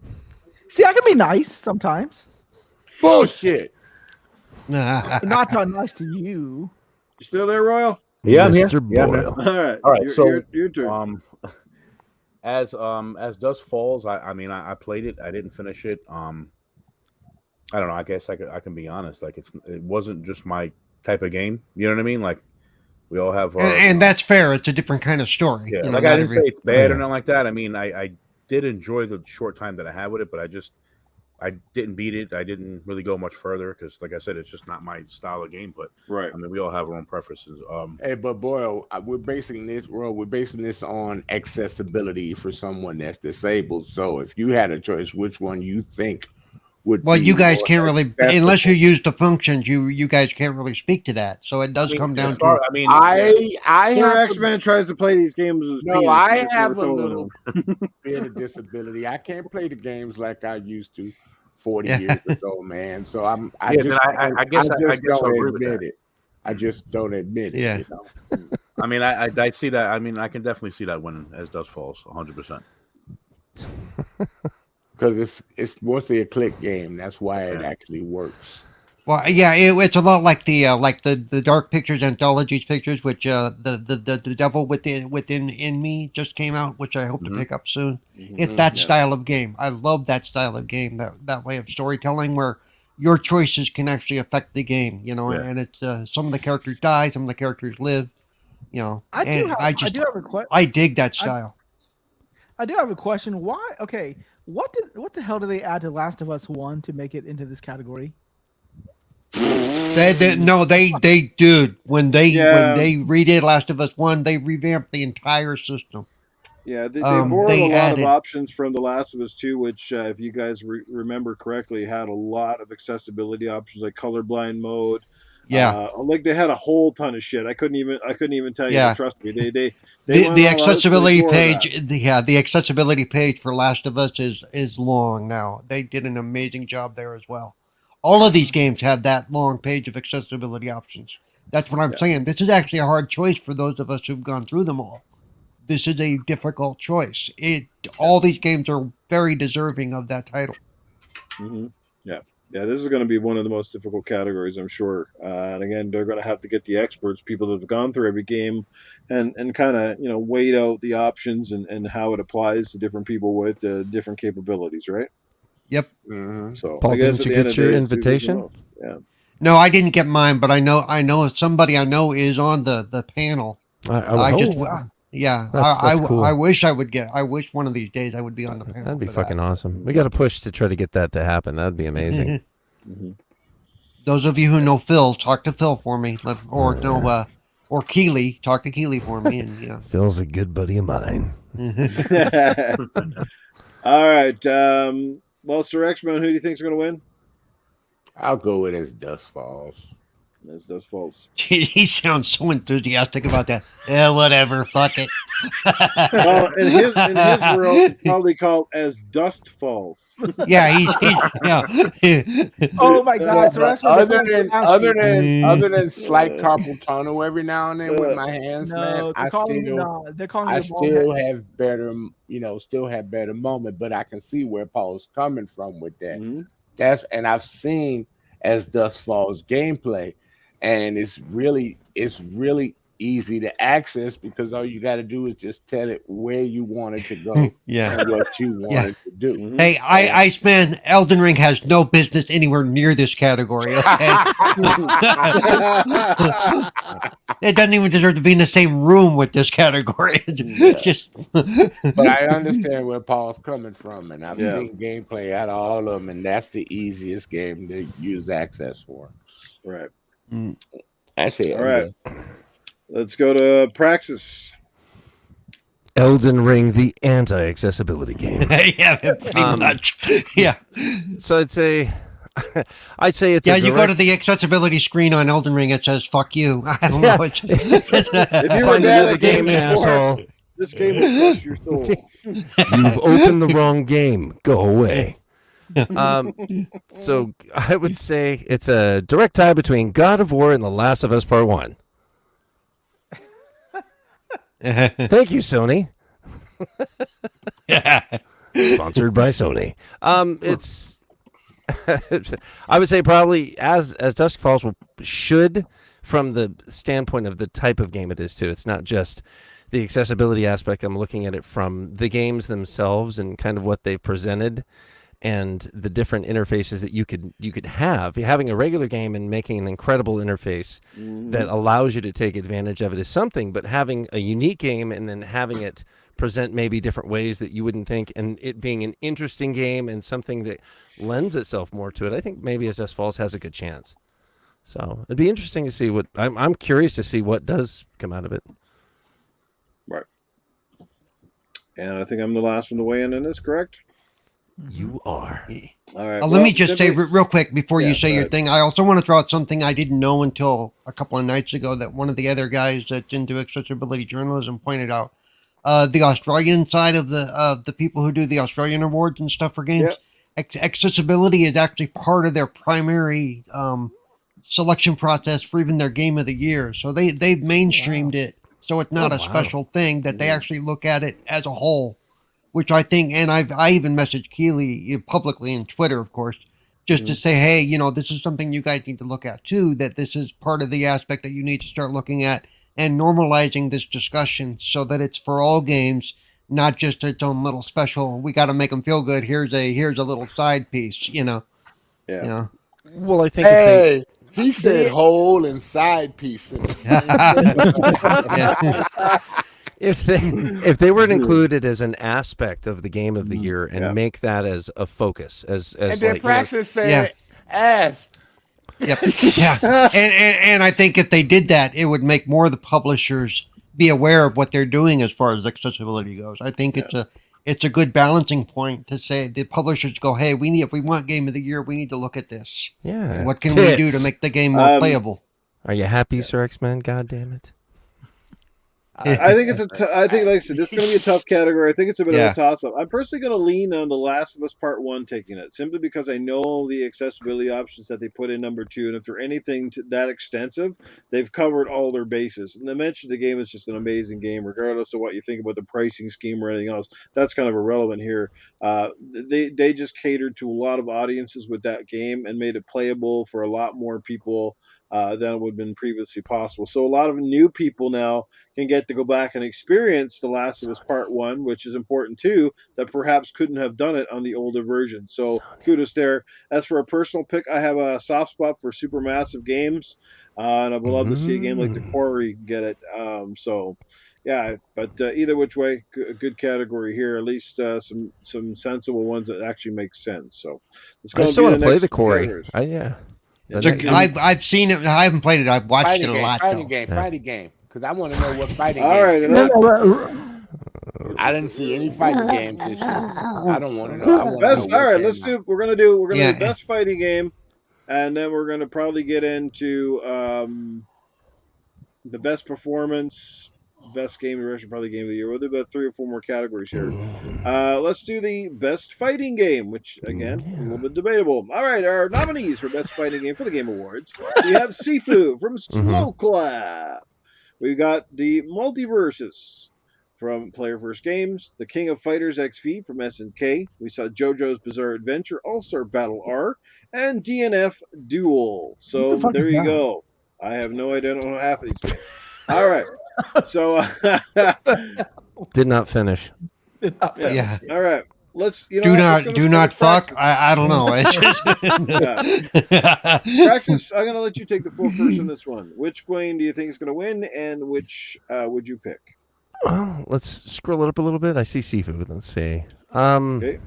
Which one would I actually Multiverses is probably the favorite. I think that's probably going to just because of the broader appeal. The Right. smaller ones and because fighters like people like me, old school fighters and like Sir X-Man, remember fighters from back in the day. King of Fighters would be what I would choose. I think that would be Right. like Yeah. because that's a traditional fighter, but that doesn't appeal the same way. And a lot of people, when you play them, they're like, "Man, it's okay, whatever." You know, even the Street Fighters evolve so much.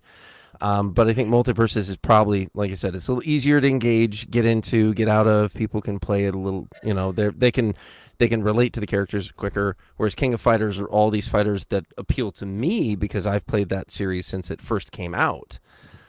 So that's a kind of a different draw. So yeah, I don't know. Yeah, Multiverses I think will probably end up taking it. Okay, sounds good. Let's go with Mr. Royal Boyle. I mean, I'm gonna go with Sifu. It's my pick, and I think it definitely has a chance to win.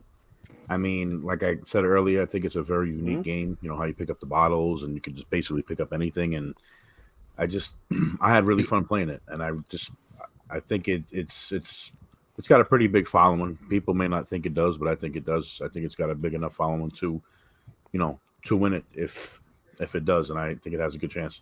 The aging concept is But crazy. how the hell is Sifu a fighting game? I It is a fighting Oh, game. it's lots of I mean, fighting you in fight it. Yeah. in the game, but that doesn't make it a fighting game. I'm sorry. It's more like yeah. It's not a mean- standard fighting game, but you look at some of the ones on the list. I don't know. It kind of it could fit in there. Isn't it more like an action adventure game with a lot of It fighting? kind in it? of. Yeah. Hence, like a More like- Streets of Rage kind of deal. Exactly. Yeah, but yeah, it's more of an Double Dragon adventure type game. Stuff, yeah. Yeah. Right. I don't know how I made it into this category. So fighting game, yes, but not in its what we deem its traditional sense, basically. It's a fighting game like Batman Arkham Asylum's a fighting game. Yeah, true enough. And God of War is the fighting game. True. Oh, God of War. Oh my God, God of War wins. Best fighting game. Jesus Christ. God of War wins accessibility. God of War wins game of the year. Fuck. If Kratos is in it, give the award to the ball man. God of War Thank you, Awards boy. 2022. The God of Awards. The God of Awards. Yeah, it's the God of War show, guys. Forget the rest of the category. Kratos has got it locked up. I will Son kill of a you, boy. bitch. Yeah. Fuck all that, boy. Best sports right. game, God of War. Yeah, because he does the axe throwing. Best racing game, God of War. Best racing game. Well, he does pilot a sled with dogs in this one. Yep, see? God, there it is. Oh my He's got all the God. bases covered. Best babysitting game. God of War. Best father of the year. God of War. God of War, yeah. Best content creator, God of War. Yeah. Oh, Lord help me, Jesus. Oh shit! Best game with head. God of War. Mimir.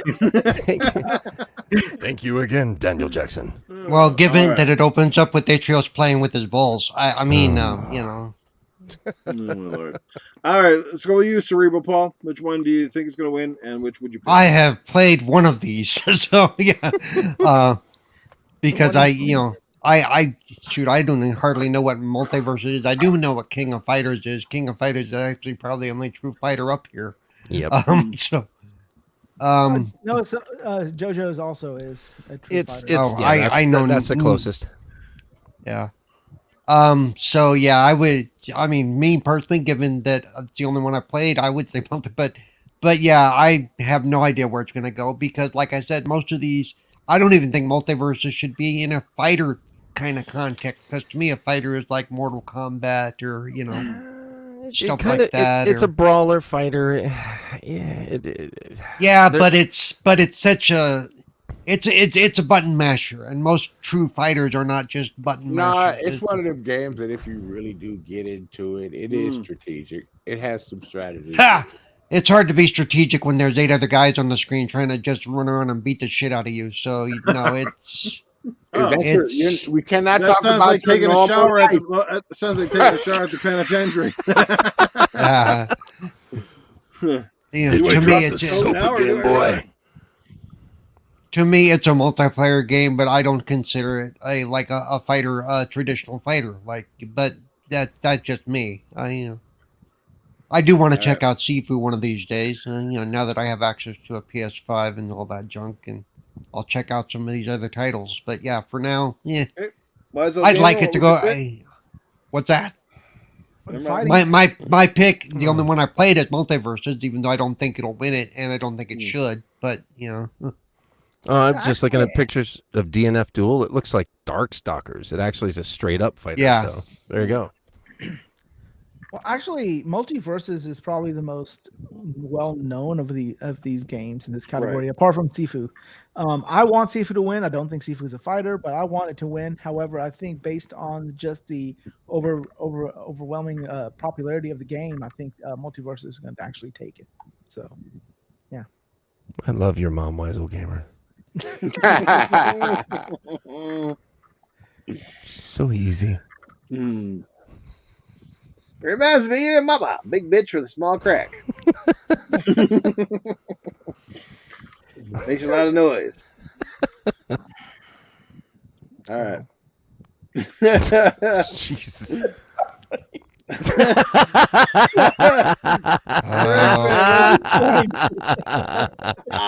Give him a minute to collect himself, poor bastard. That was good. So, actually, what's your pick and what was you think's gonna win?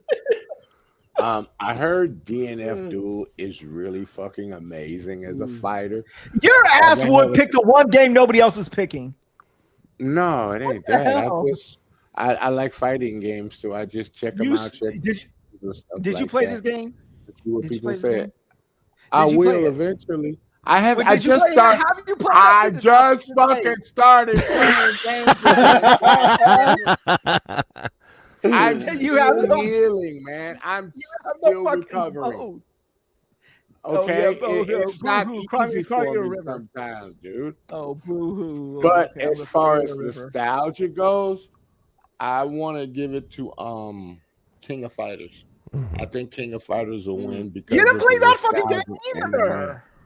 I have it, but I haven't had a chance. You have not played either of these games. You're going based off of pictures. I've barely played anything. But then what gives you the right to say DNF versus King He's of a Fighters? gamer, goddammit. Shut up already. I check games that I like. I watch gameplay. I listen to what people say about games before I make a discernible decision.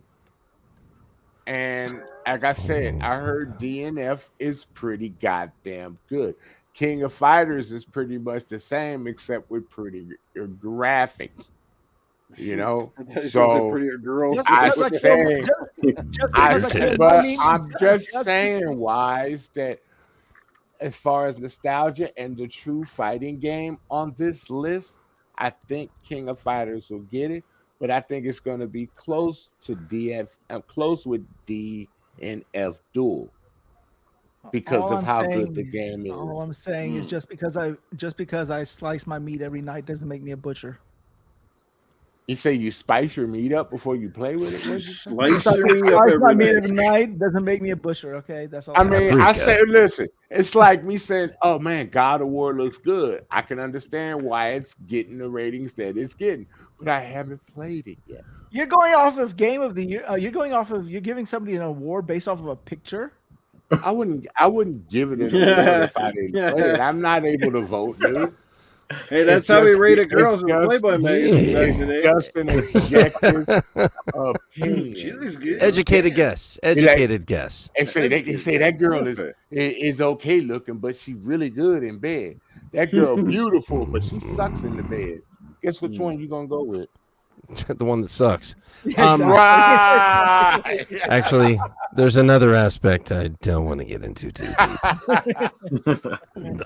Lord help me, Jesus Christ. No, You realize I'm just ignoring everything until we actually start talking about something important. Yeah, you're not that pretty, dude. I'm just scrolling through my Twitter feed. I'm just scrolling through my Twitter feed as we. Well, thanks for participating, Paul. We like you here. I think I'm the last to go here. I think everybody said Do their say it. correct. Do it. Yeah, I'm done. All right. Well, I'm going to go out on a limb, and I don't know why, but I have a funny feeling that JoJo's Bizarre Adventure is actually going to win it.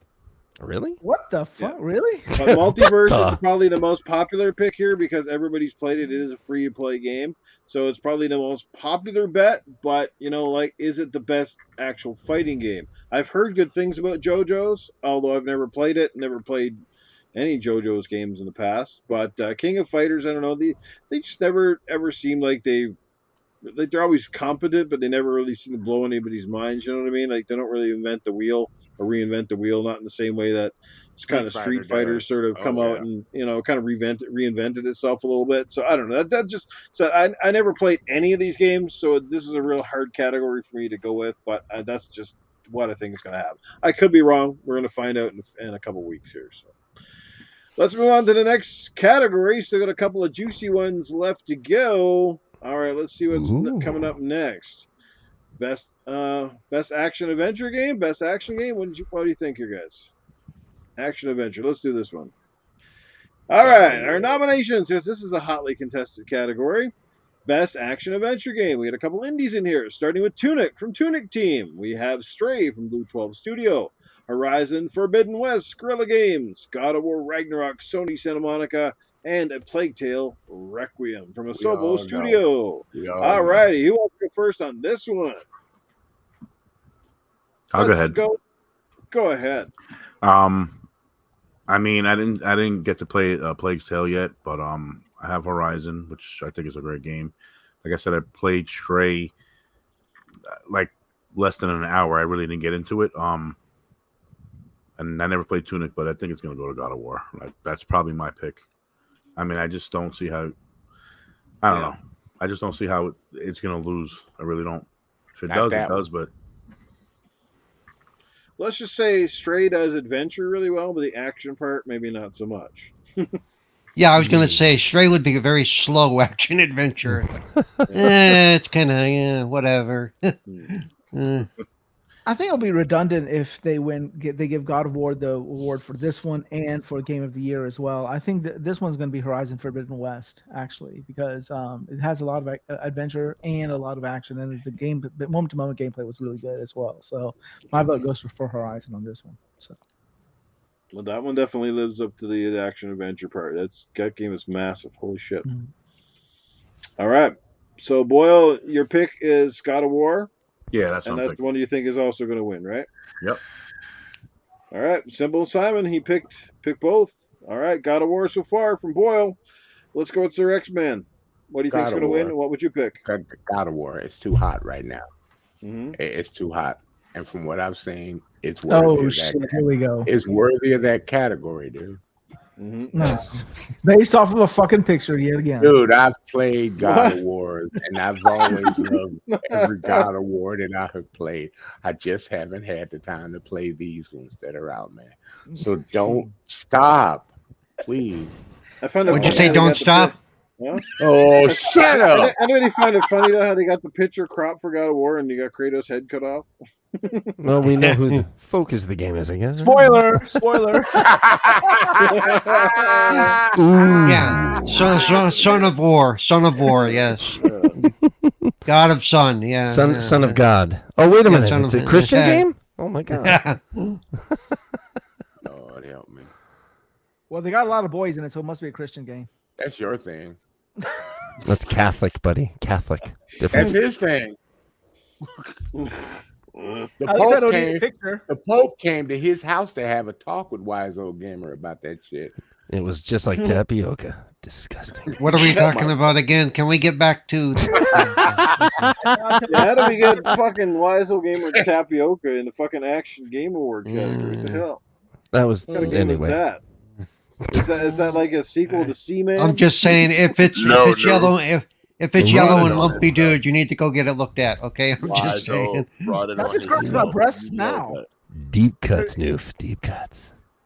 So what you're saying is I need to get my breast examined? Okay, let me check. No, just We cut them don't off. need to see that. Is he taking off the shirt again? I don't. I hope Why, not. why'd you have to You bring did it that, up? Paul. You put the words out there. Stop it. Anyway, doing? who's next? Who is next? God, Well, said let's, let's go love each other. let's let him have his spiel. Wize Old Gamer, what would you pick and what do you think's going to win? Well, as I said earlier, I think Horizon Forbidden West will win this one. I mean, Yeah, God that of was what I War. said. Okay.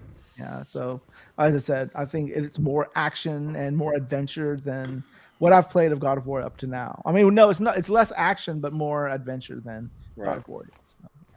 Mr. Paul? I think it's going to be between God of War and Forbidden West. Easy for you to say. Jorge. I think it's going to be between those two. I haven't played Forbidden West, but I have watched it. It looks good, shit, but here we go I again. can tell you without some accessibility additional stuff, I won't be able to play that game for anything. But it looks good. And it's next gen. Is it next gen? Shut up. And I have played Ragnarok. Ragnarok is really cool so far. Yeah, but I do have a trouble with I have trouble calling Stray an action adventure. I have trouble. Yeah, Plague Tale is an adventure, but I wouldn't necessarily call it action because of the type of play style that it is. It's more of a stealth adventure type of thing. Yeah. And yes, there is battling, but it's not hardcore. You know, Right. a lot of Did it's you say- mostly covert. Knock them on their ass before they can get to you, type of thing. Which I don't consider that action adventure necessarily. So yeah, I think it's going to be between the two Sony titles. Yeah, it is the Sony Awards show. I think it will probably go to Horizon Forbidden West, or it might. No, let me take that back. It might go to God of War because God of War is all the rage, all the talk right now. So Did you say Horizon Horrors of the Forbidden just on the basis that it's much know, I newer heard that than too. Horizon Forbidden West, I think it'll go to God of War just because I thought it's you said he topical. said Horrors of the Forbidden West. Horrors of the Frozen Testy. What? Horrors of the Forbidden West. Oh, Like, well, I don't know Hello? what picture you saw, but I definitely want to see that one. So All right. I Who didn't thought get he to go said- here on this one? God of This- War is with a it would big be rock. me. That's what I thought he said. Go ahead, Mr. Praxis. Who's going to win? Who do you think deserves it? I think a Plague's Tale Requiem deserves this motherfucker. But, and I think they have a chance. Right. I mean, like in hell, but I mean, I think they do. They do have a Right. chance. Sorry, my headset died without telling me. I couldn't hear anybody all of a sudden, That's and it nobody didn't heard even my make a fart noise this to tell time? me it died.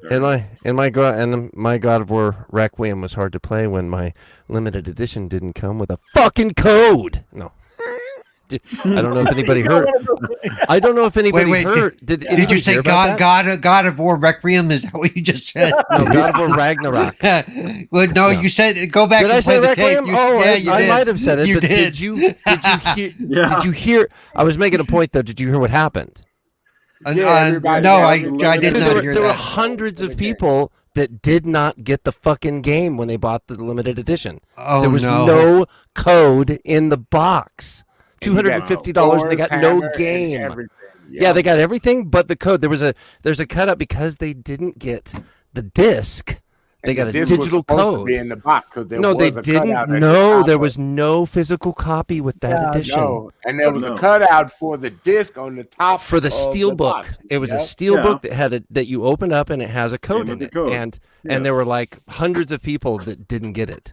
So What it happened was- in the end for you? There was a couple of people that streamed it and they were like, "What the fuck?" They were pissed. And then they told him, "Well, we're going to give it to you in 2 weeks." Yes, they told him it was going to be a couple of weeks before we can get it to you. I'm like, it's a digital fucking code. Are you kidding me? You can't generate one. Here you go. Or and get send it online. to Here your you go. email address. It ain't. Oh You my- had to. Yeah. You had to Just- use your email address to get the game. Get the bundle. Right. Yeah. So, but it's but anyway, that's why I brought it up. Did you finally get your code? What happened in the end? I'm full of shit. I didn't order that game, dude. Jesus Christ. I don't have money. What are you kidding? I work for a living. I just brought it up because I know someone who did have that happen to them and it was fucked. No.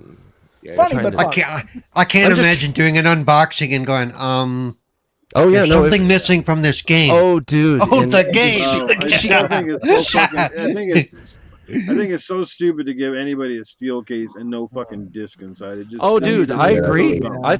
I thought Like that was the I dumbest thing. refuse to buy a Nintendo Switch game that has a case in the shelf, but then it says download only. It's like, well, why give me a I fucking just- case? I got a fucking case for stupid. nothing. Yeah, that's Oh, that's shit, they fucking. did What am I that supposed to do? Put my weed stash in there for fucking times or something? What the No, fuck? you put all your other games in it, I guess. Just fill Yeah. them all in. Yeah, Well, give they me a did that case for of Horizon open Forbidden game. West as well. They sold you that fucking robotic elephant for $300 and they gave you a steelbook without a game in it. Well, they gave you a code. With a digital code. Yeah, is it that fucking hard to put it on the fucking disc in the box That's what I or thought. whatever? It's I like- don't know. It's about the then they same have fucking add price price. to the game, but that's the thing. Like back in the day when the games used to come with all the limited editions, that the prices weren't as astronomical as they are now. It's like they're double dosing you because they're like, oh, we're gonna get 300 just because you want the collectibles, and then we'll fucking ask you for another 80-90 bucks to go fucking buy a copy of the game. It's like, are you kidding me? We're gonna give you this amazing resin axe that's gonna break in about a week, and you're gonna pay a shit ton of money for it. You know, you're not actually supposed to try to kill people with it. You No, realize no, no, that, right? No, but you bump it into something that breaks. You're like, fuck. Yeah. I hit my students upside the head with it. They get pretty intelligent afterwards, so I'm okay with it.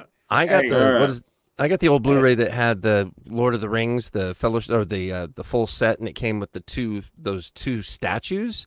And within a week, I had kids. Within a week, all of it was broken to pieces, and they fell off. And like, fuck, fucking toast.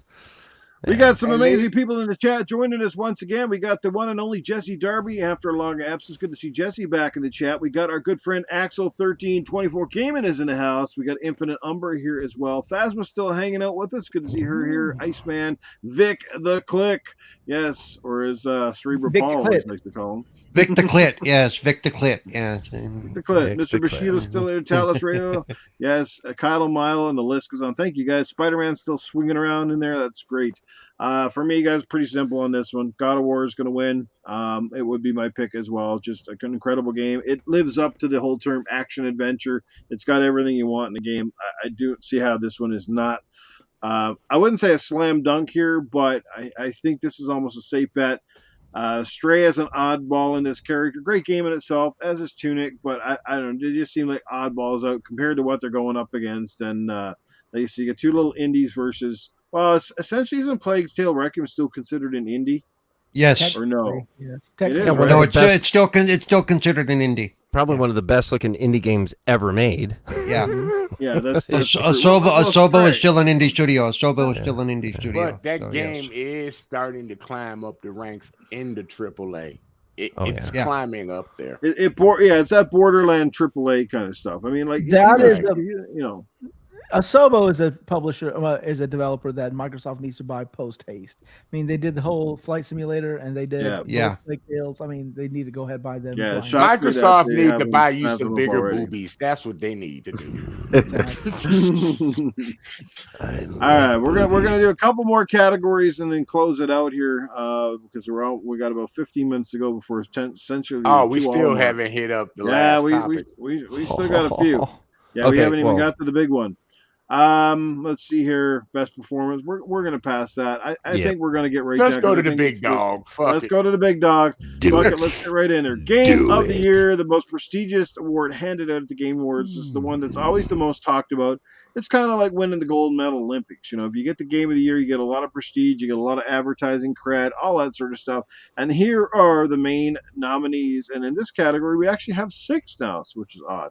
So Ooh, here what we did go. they Starting add? with Xenoblade Chronicles 3 from Monolith Software for the Nintendo. We got Stray from Blue 12 Studio, Horizon Forbidden West, God of War Ragnarok from Sony Santa Monica, Elden Ring from Fun Software, and A Plague Tale Requiem. Very highly contested 6 amazing games all in their own right. I do feel sad here, honestly. I'm going to say I feel sad for Horizon Forbidden West because I think like this would have been many people's game of the year. But until God of War Ragnarok come out, so essentially God of War is almost like dethroning its own studios, so to speak. So Cannibalizing not a it, bad yeah. problem to have, though, is having 2 games in a lot of category running. So that's a pretty good problem to have. Both amazing games. But anyway, let's get right down to it. You know what? Let's let our guests take the floor. Starting off, Mr. Royal Boyle. Again, brother, I appreciate you being on the podcast tonight, and it's a loaded show. But tell us which one would be your pick overall, and which one do you think is going to win? Again, thank you again for having me on, man. I appreciate it. It's been a long time, and I'm happy we got this done. And I enjoyed myself the whole night. The panel's been great. Chat has been great. I'm gonna go with God of War, of course. I mean, I just don't see how you can go against it. I'm not saying that you can't, but right.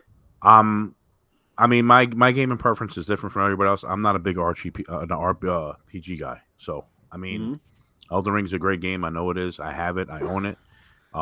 Again, my kid beat it. It just wasn't my game. It's not. I mean, like I said, I'm not gonna lie and tell you I like RPGs when I don't. But I'm just gonna go with God of War because I mean, to me, it's out of all these games, I think it's the best game. Even though I haven't played everything, but I mean, I don't see how you can go against it without. And I think it's just going to flat out win. So that's your pick, and that's the one you think will win. Yep. Okay. There you go. God of War, Ragnarok from Royal Boyle. Let's go down the list, and we'll go with Sir X-Men next. I'm just going to say Elden Ring. I'm done. Okay, that's your pick. Wow, that's probably the quickest response he's ever had. It must be past his bedtime. Isn't that Holy what your shit. last girlfriend told you 30 years ago? Okay, next. All right, next, Cerebral Paul. All right. Even though, yeah, I think Elden Ring's probably going to take it. Do I think they deserve it? No. But that's just me. And before anybody says anything, anybody who hasn't been paying attention, I put 30 to 50 hours in that damn game. Didn't get very far.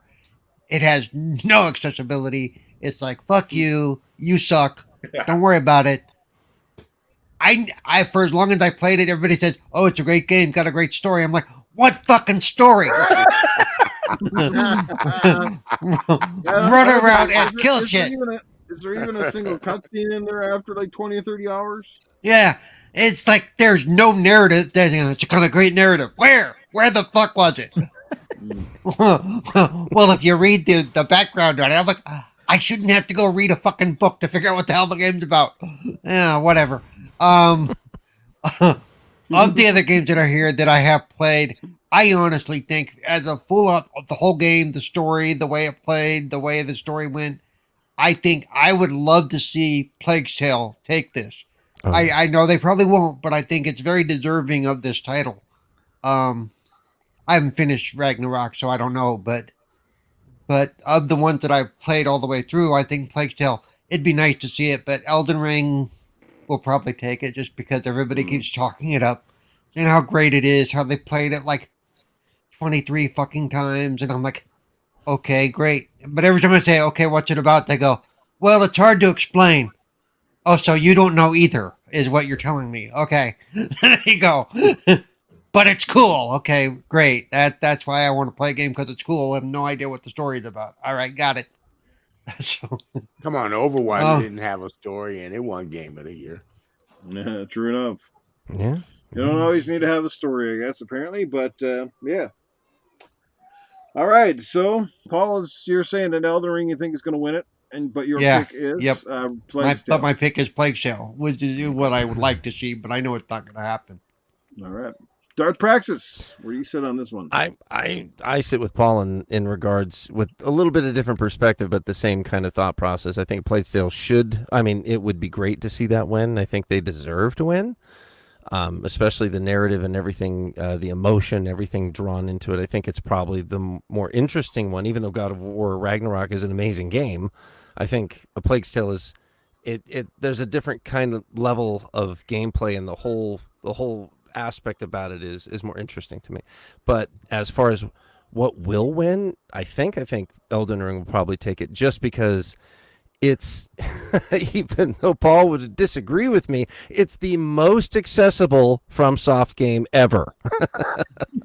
That's still not saying Okay, shit, though. let's use a different term than accessible here. Okay. Oh, no. It's not accessible for any player. That's what I mean. It's the most accessible for any player. That is a miserable statement, too, because it was a bitch for me. It pissed me off, and I'm a big Monster Hunter fan, and I know a bunch of buddies that like Monster Hunter, and Monster Hunter doesn't have a big story either, and I put over 1,000 hours in that game, and it didn't draw me in like that. They were like, "Oh, you'll love it. You love Monster Hunter. You love it." And I played it, and no, I like it. I think it's good, but it didn't fully draw me in. But I still see the why it could be Game of the Year and should probably be Game of the Year, just because it's huge, it's incredible, and you can pour tons of time. If you put the effort, you get better. And you can get more satisfaction out of what you put into it. Put the effort, you get better. Kiss my ass. No. That's an honest statement. I'm being honest here. That's what it takes. No, but that's not true for everybody. I could sit there and play that game for 1,000 hours, and I'm not going to get much better. Yeah. That's the equivalent of get good.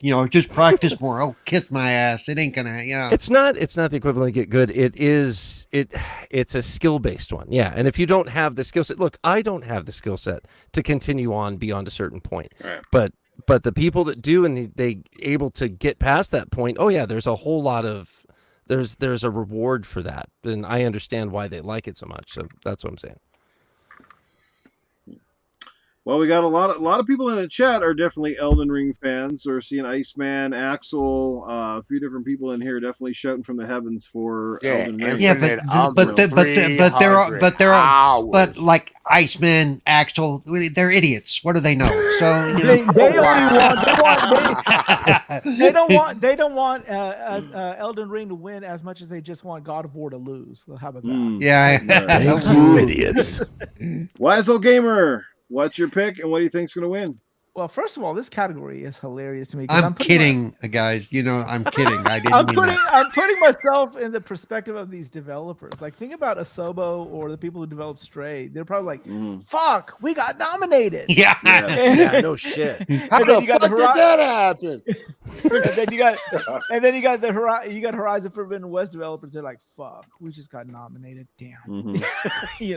So yeah, the same thing happens at the Oscars. They look at hey, we got nominated. Oh shit, never mind. But we ain't gonna win, but we got nominated. We got nominated. Literally the worst year to get nominated when you basically mid 90 plus Metacritic games going up against. Like Jesus, right? Yeah. So I mean, just a funny perspective to look at it as, But personally speaking, God of War Ragnarok, I want them to win. It doesn't do anything perfectly, but it does a lot of things correctly and very well. It has a little bit of action, has a little bit of adventure, it has a good story. It's just a good amalgamation of everything. Elden Ring can be a huge barrier to entry for many people. I myself included. I actually had to watch my kid play it to actually see what's going on in the fucking game, I just don't have the time to devote. I only got a few hours now. I don't have time to devote to get, as they say, quote unquote, get good at this game. I mean, it's probably has a good lore and all that other story, but what's the point of any of that shit if you don't see it, right? So, but God of War, it's easy entry. It's a good play, good story, good gameplay, everything like that. So, God of War for me. I like Jason. I spent 300 hours in Power Rangers. Talk about addicting. Yeah, you're standing there for like 12 hours. planting a playground. I It's think like, wow. I think his picture says everything.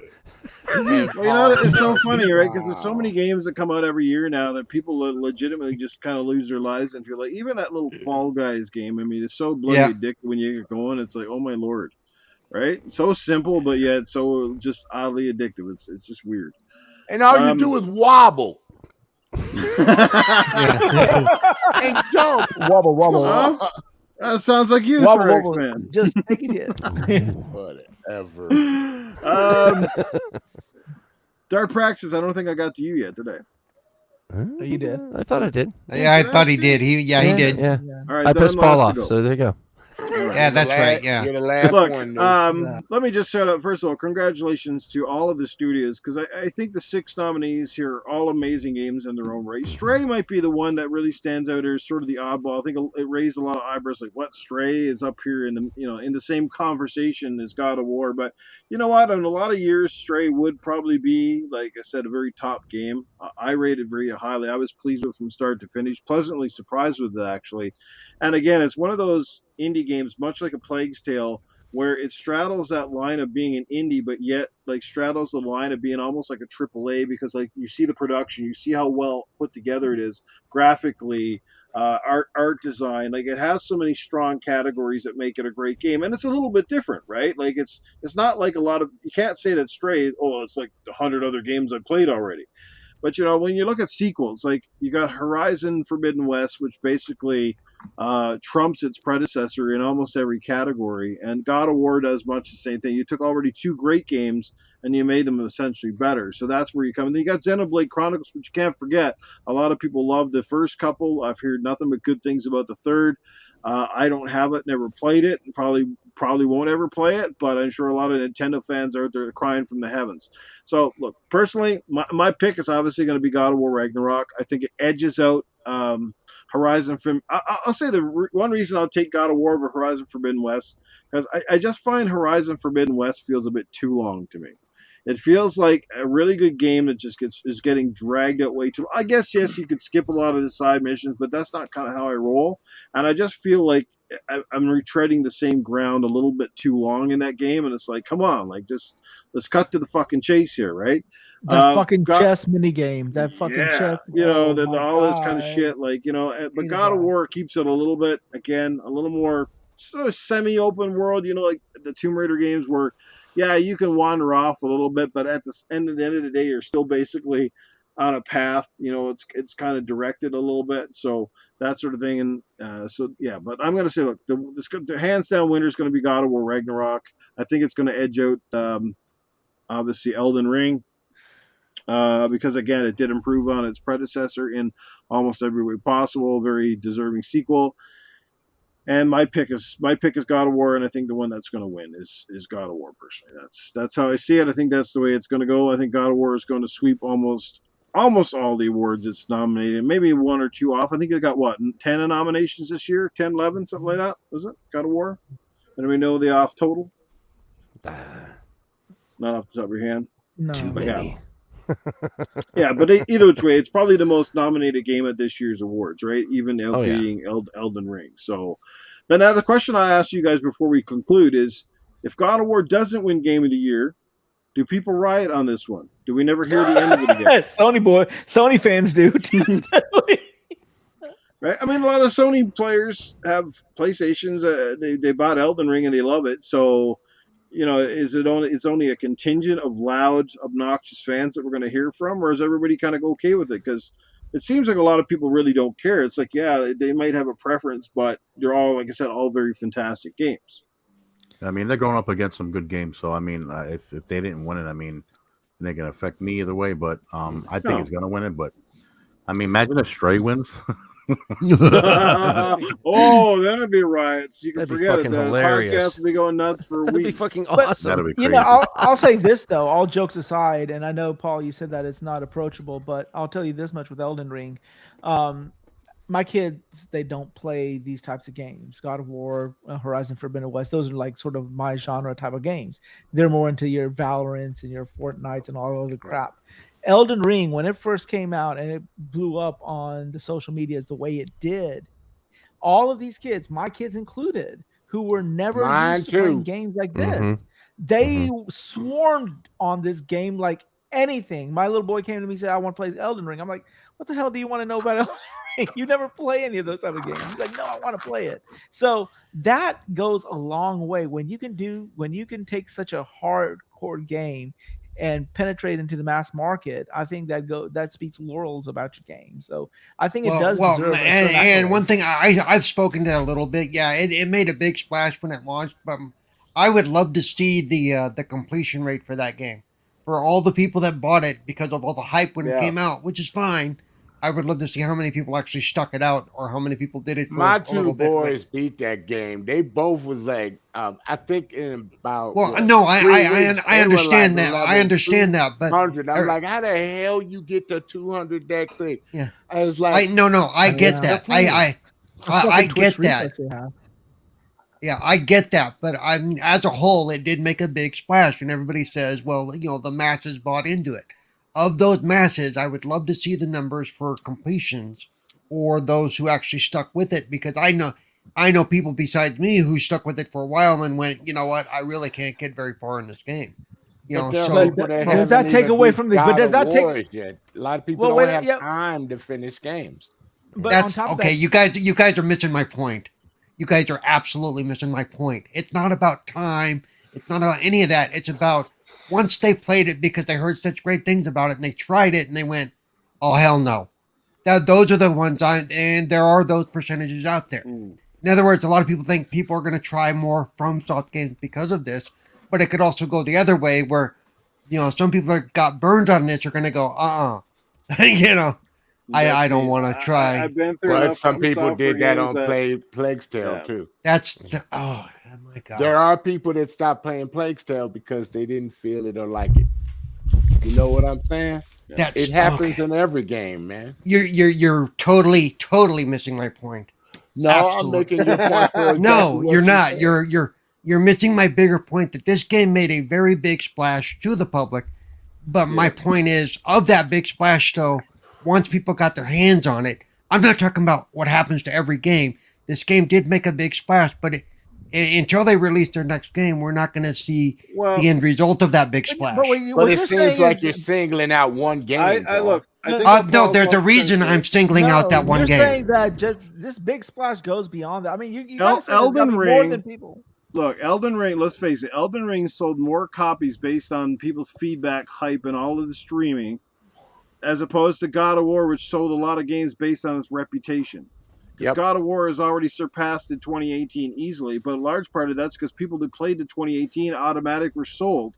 Like if you look at Elden Ring, it sold to a lot of non-From Software fans. But I guess what Paul's trying to say too, how many of those non-From Software fans picked up for 10 minutes and went, fuck this shit? But if Right? it was a 10-minute game, then it wouldn't have gotten the penetration that it did. It lasted for No, several months. the penetration was because a lot of that came out even before it launched. It was severely hyped before it launched because it does. It looks great. I mean, it looks amazing. I mean, if you watch it, but yeah, a lot of the hardcore gamers are the ones that kept it up. I'm talking about the ones who picked it up because of the hype. Yeah. And like he just said, turned around and after a few minutes went, yeah, this ain't for me.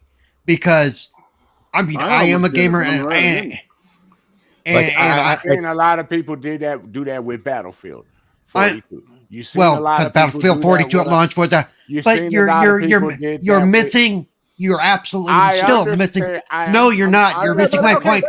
You're You're making it like it's like a release of every other game, How and it's many not. good games came It's out oh my god. that I don't people give a stopped shit about the playing? other games.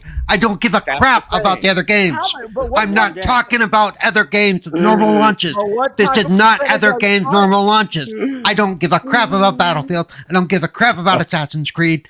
None of those games have reached outside of their core audience in the way that this game did. What percentage are you talking about? What do you think this percentage is of the people saying, Oh my everyone's god. thinking of I what percentage think I are- understand what he's saying, how big Elden Ring was, and there's people like me who bought the game. I haven't even played it yet. Like my son beat it, and I'm not an RPG guy, but the people who are not even RPG players probably bought the game thinking it's so good because everybody hyped it up, and they played that shit for like 15 minutes, and we're like, But my ain't question to even you my both stuff. is this: what percentage of people do you think is that? Of all the people who bought the game, what percentage? 10% of people who just put it in for 15 minutes and left it Actually, alone, I or think it's higher 20 than that. minutes? I think I wouldn't be surprised if it's Yeah, it could be above higher than that. 20%. I don't think I everybody. wouldn't who be bought it surprised beat if it. it's above I really don't. 20%. But I doesn't totally that agree, happen Paul. I with a wouldn't say lot it's of been games, above though? 20%. Yeah. Doesn't I think a happen lot of with a games lot they of say games? only about 14% or something finish a lot of the games or something like that on average. Thank you. But It's again, not I'm just not. this game. But you're again, Sir X-Men. I don't care about the normal average game launch. This was not the normal average game launch. It was a Okay, surprise. I don't give a shit. Okay, because I'm not talking about what your average throughput on every other game is. This game, when it launched, made a big push to a much wider audience. And the question becomes, how much of that wider audience is going to continue to go that route? So, in other words, That's you're saying you're singling out this one single game. right, That's what because you're it's saying. and you keep trying to draw it in. I don't care about the other game launches. The I other absolutely game do that- not care. okay, I don't care what Paul because is it saying doesn't play into what I'm looking at. It So, how doesn't many play. people No. finished A Plague's Tale? No, How many but people no, finished Paul, Requiem? no. I don't give a shit. What Okay, he's saying is that none of these other games had the penetration into the casual market as right, Elden Ring absolutely, did. right there. I That's it. understand that part. That part I do understand. But But you keep bringing up there's been a lot of big games that I- have mhm. sold, and a lot of people have I did don't the same thing care. you're saying. I don't care because they didn't have the penetration into the casual market outside of their norm that this game did. Okay, that's So a what lot of I'm talk about talking. penetration on this podcast, guys. Deep penetration. I don't care about No, what some but other game that- did. no, but my I don't point care is- about the completion rate of Plague Tale. I don't What care the about the heck? completion rate of Halo. I Well, don't forget give a about- shit. Okay. Completion rate be damned. The fact that it even made a penetration into the Correct, casual it market is. a big deal to me. But for people to say that, I mean, it is a big plus, but in the end, it's going to come down to how many of those people are going to go back to that style. You know, when From Software launches their next one, we'll see. We'll get a better idea of how many people are going to try again, or how many people are going to go, oh, hell no, I got burned last time. Hey, Yeah. Paul, you know what? In the scheme of things, it doesn't matter. Developer made a shitload of money, Oh, yeah. whether they complete it or not, dude. Oh, yeah. It doesn't. But matter. it does matter for trends, and they have to be aware of that, and they are aware of that. Okay, it's not just it had a really big cool. A lot of games have a really big, just like a lot of movies have a really big launch, and the next week they're shit. You know, Yeah. they have a Wakanda 40. forever. Yeah, a lot of Yeah. the Transformer movies. Yeah, you're right. Yeah. I mean, it's the same thing with Wakanda games. forever was fast, too. Wakanda It's the forever. same thing with Oh, games. I mean, yeah. it's the same thing. You have a big splash, but in the end, you know, and I admit God of War has held out well, but of that breaking out into the casual market, how many are going to stick with it is what my question. If You know, Jesse's the percent- statistics are right, and he may have pulled them up from the internet, he's saying only a 7.7% of completion for Elden Ring. Yeah. Which And for 7.7 is as pretty many high, as that's considering the game did how many million sold? Like one of the biggest From Software ever. Like wasn't it at like 15 million or something? Nah, Yeah. so boy, and that was cross-platform. That was, you know, Right. Yeah. But let me say this much as well. I think any of these developers here would love to have the mass market success that Elden Ring did. Oh, absolutely. Anybody. It's irrespective been of how a many runaway people- success. Yeah. Right. So you can't. yeah, deny- but again, I'm talking about the lasting success. Okay, you had a success. Now they've got to follow that up. I mean, you know, how do you know? it's And just so, like any game when it's the first try. You make it better the next time, God. so they probably will add accessibility. So in Paul, it. you picked up and played a copy of the game. You own the game, or you just rented, or what? Like, what? why I did you actually, pick that up? I was owned gifted. I was gifted the game from the Xbox Ambassador program. Okay. So he owns Yeah. it. Yeah. All right. So you own a copy of the game. Yeah. All right. I was gonna say, because if you just went out yourself and just bought it, why would you have bought it? Oh, I know. I refused to pay for it because I knew what was coming. You know, Okay. there. Yeah. Yeah. This is It's- gonna in be other a words, bad date. It's not for you. It's There, not there, for me. there are some games that I can see by the discussions and by what I see online that I'm not. That's why I like Game Pass. I will try any game on Game Pass because if it's not for me, nothing but time is lost. But I'm not going to throw $70 at a game that I'm probably not going to enjoy. I didn't blow $70 on Battlefront 2042, but now that it's on the Game Pass, I may go spend some time in it. I'm already downloading it. Very good. All right, well, we're gonna let's end the debate there. Like I said, but great thoughts and opinions from everybody. Great picks all around. I mean, you can't really go wrong. Look, I've said this every other year. Keeley and the whole thing take a lot of flack. I get it. I don't agree with all the processes. I don't understand some of the decisions. And like somebody brought up, like last year, Forza Horizon came out on the 6th of November and somehow didn't make the deadline to get nominated or for whatever it was. And a lot of work comes out on the fucking 9th of this year and gets nominated. And then, like I said, Sonic Frontiers didn't get nominated for shit.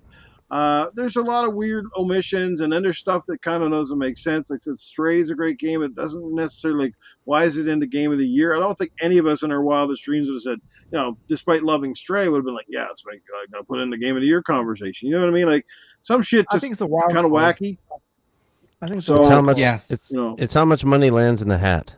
I also think with Stray, it might have been how different it really was because it was a different style game. Kind of like that what game is that? Two of Us Takes Two came out. It was a totally different type of game. Well, look, at the end of the day, a lot of us now, we only watch the Game Awards because we kind of know how the awards are going to go. We watch it for the great trailers, the world premieres and stuff. That's the big reason a lot of us tune in. And premiere. The fact that it's literally the only major game show out there release or game award show, like speaks volumes. And you got to give it to Keeley for at least, like I said, sticking his neck out and bringing games to the masses and having a platform where stuff is recognized. Now, if Xbox starts dropping a lot of these games next year and they get scored well and we don't see them nominated, sure, that's going to raise a shit ton of questions as well. But I think it'll be fine. But anyway, like I said, I think kudos to them. I can't wait to watch the award shows, and like I said, a lot of deserving nominees all around the board regardless. So. World premiere. Oh, everyone forgive me and Paul. We always go at it, even on Xbox. It's normal for us. I ain't asking for anybody's forgiveness. You can all kiss my ass. I'm like, if we can find it, if we could ever get off that fucking chair, we'd kiss it. Stupid. I would hate to see Cerebral Paul and fucking Sir X-Men ever have to share a tent. Man, but I love Paul to death, man. He's an amazing person. Man. We just have different perspectives on things. It's at the death part that I question. That's what happens when you get old. It's kind of funny. It's kind of funny that you asked. It's kind of funny you wanted them to share a tent because whenever Paul talks to Sir X-Men, he pitches a tent. So. Oh, Lord, what is wrong with you? That's a question that no one knows the answer to. I know, right? The world will never know. All right, so before we close out, obviously, we're not going to get to the second topic, which was man. We're gonna more people were waiting for this one than the Game Award. Probably, dude. I bet you they were. Yeah, they were. Probably so. Well, we're going to have to avoid this one for tonight, so we'll take a rain check. Maybe you'll have to catch some of our opinions on Good Morning Xbox on the weekend. But let's close the show with join you on that one. There you go. Well, let me know. We'll have a show this Sunday, I promise. I missed the last two, and I feel bad for the crew, but like I said, I was away for one, and this weekend I had an appointment, and I totally forgot about it. So, but anyway, that's what happens. Let's before we close, of course, we can't do a gaming after dark without bringing in two of the weirdest personalities in the gaming business. We got, as always, Safe House Sam and Cletus on hand to take some questions before we roll. Does anybody have a question for either one of these two morons? Hey, Safe House, I got a question. Hey, Safe House, now that Thanksgiving is coming up, do you prefer Cerebral Paul's white meat or do you like Sir X-Men Stark meat? I knew it was coming or something like that. He just can't help himself. God damn it, fucking cock ass, fucking Wize Old Gamer. What are you talking about fucking colored meat for, son? I don't give a fuck if it's white, it's brown, it's fucking yellow, as long as it goes down. That's all I know. You spread its legs, I cut some beef, and I fucking rick and rock until I make it queef, baby. That's what I do around here. I don't really give a fuck what the meat is like, as long as I gets it down my gizzard. That's what I'm talking about. That's right. I don't know what Arnold's talking about laying fucking turkeys. I ain't that fucking weird, son. But let me tell you, I like some good turkey and Thanksgiving. Happy motherfucking Thanksgiving to all my friends all over the place. Happy motherfucking Thanksgiving. I hope you're eating turkey, ham, or maybe if you're broke and poor, at least your wife is gonna let you eat some pussy. All right, there you go. Hey, You just toss Cletus. it in and eat pussy, but let me tell you, it's the thing. If you do it well, she be paying you for that motherfucker. Honest to God, I swear to God, cock is you better lick that bitch, let me tell you. And if it's even better, is if you're able to get some turkey, some stuffing, some mashed potatoes, and then fucking go to town. Out here, twizzle twat. Let's go. Hey, Cletus, what are you looking forward to buying on Black Friday? Well, hey, really. I heard they're gonna have some kind of VR thing. I'm interested in that. I think somebody's gonna pick me up. One of them, what do you call it? They got weird names for it now. They got Oculus Quest or Meta Quest or whatever the fuck it calls it now. All I know is I gotta get me a pair of them fancy goggles and stick on my head. I mean, it's a couple of good things. First of all, from wearing the goggles, I don't got to look at any of my ugly family members, right? That's the first thing. I can play my games in peace, and I never got to look at my cousin Jetro, who's sitting on the fucking couch across the way, fucking whacking his wiener. I ain't got to look at that shit. And I ain't got to pay no heed to my pigs either, you know, and that sort of thing. But, you know, you got really good simulators on that thing, or I'm hoping they got some of them good sex stimulators on that thing. That's what I heard. I heard the porn. I know those fucking things are fantastic. I might not even have to get my hands dirty when I pick fucking that. Sounds like a good idea. Damn. Hey, Cletus, who feels Yo. more like? Hey, Cletus, who feels more like warm mac and cheese, your mom or your sister?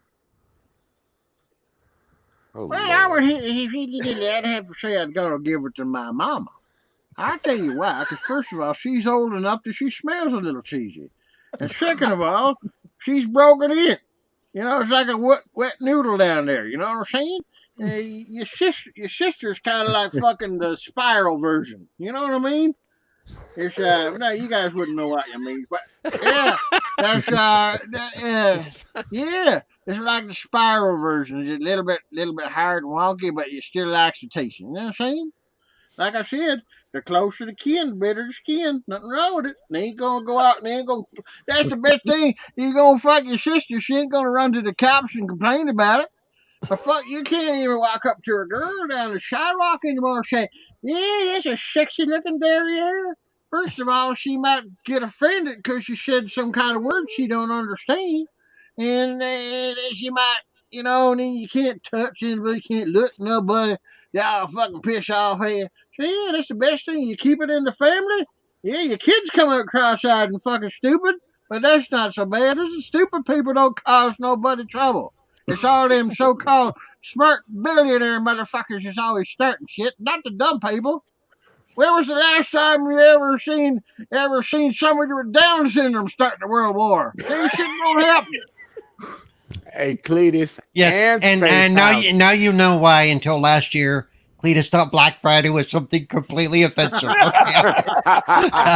Hey, Cletus and Safe House. I'm about to throw you for a loop now. Which one of your moms is better? Who's the question for? Cletus and Safe House. Which one of your moms is better? Well, By the I'm way, gonna we take do this have a question in the chat as well. Vic the Click we gave get a right to question that in the question. chat. I'm Yeah. first of all, I'm gonna answer and say this. What kind of sick motherfucker do you think I am? I know a lot of people get wrong ideas about me, but I never stuck my fucking sausage in my mother's hot dog bun. Ain't fucking happening. All right? Ain't fucking happening. First of all, my mother, she ugly as fucking shit. First of all, so I want to vomit at the sight of her. Okay, that's the first thing. And second of all, last time I heard before my papa went up and left me, and she had some bad cases of fucking crabs. And let me tell you, I ain't the biggest seafood fan on the planet, but I sure as hell ain't gonna be eating them. Damn. Yes, let's get Real over to quick, Victor while I have you here, Safe House. Happy Thanksgiving, everyone. Hey, Safe House. What do you give thanks for this year? Oh Lord. I can give thanks for a lot of things. Especially, I gotta give a thanks for all you fucking cockasses for coming out here and supporting the fucking show. At least some smart motherfuckers up in here come out to listen to New Nuka Buzzy's fucking ride and time and fucking sublime. Yeah, baby, that's what I'm talking about. Oh, you guys is awesome. The chat's awesome. The fucking panel's awesome. Even though a lot of you guys, holy fucking shit, you guys can really rip and roll. Holy fuck. God damn, between a woman and a fucking donkey, I don't know who's the bigger ass. God damn it, Jesus. Holy fuck, you guys rolling. Holy man, you guys should be working in Congress because you guys can have fucking debate. You guys are master debaters. That's what you guys is. Yeah, man. But anyway, I'm thankful for a lot of things. I'm thankful that I can still breathe. First of all, I'm probably thankful that I can still fucking talk with this fucking voice. Because I swear to God, my tonsils get a goddamn workout. You know what I'm saying? Now, these motherfuckers, they do like a million steps a second up in there. You know what I'm saying? Like, everybody, I didn't smoke cigarettes. I ate the motherfuckers. You know what I mean? I had one, ate one. You know what I'm saying? One for me, one for you. Two in the stink, one in the pink, and out the blue. You know, that's how we go with it. Yeah, I fired the hole. I fired out of control. It's cold.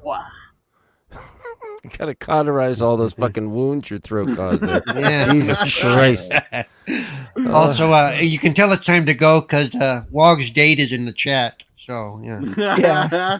I got to get going too. Yeah. Because, all right. Yeah. Yeah. Well, there we go, guys. Yes, to all of my friends and, well, basically family, I guess you could say, south of the border down in the United States of America. I want to wish you guys all a very happy Thanksgiving from all of us up here in Canada. We celebrated ours about a month ago, and as well as happy Black Friday to all of you. I hope you're able to score some phenomenal deals. I was out and took advantage and got what do you call it, the Sony Pulse headset for $99 Canadian, $30 off here. So I thought that was pretty good. I enjoy the headset. It's kind of comfortable.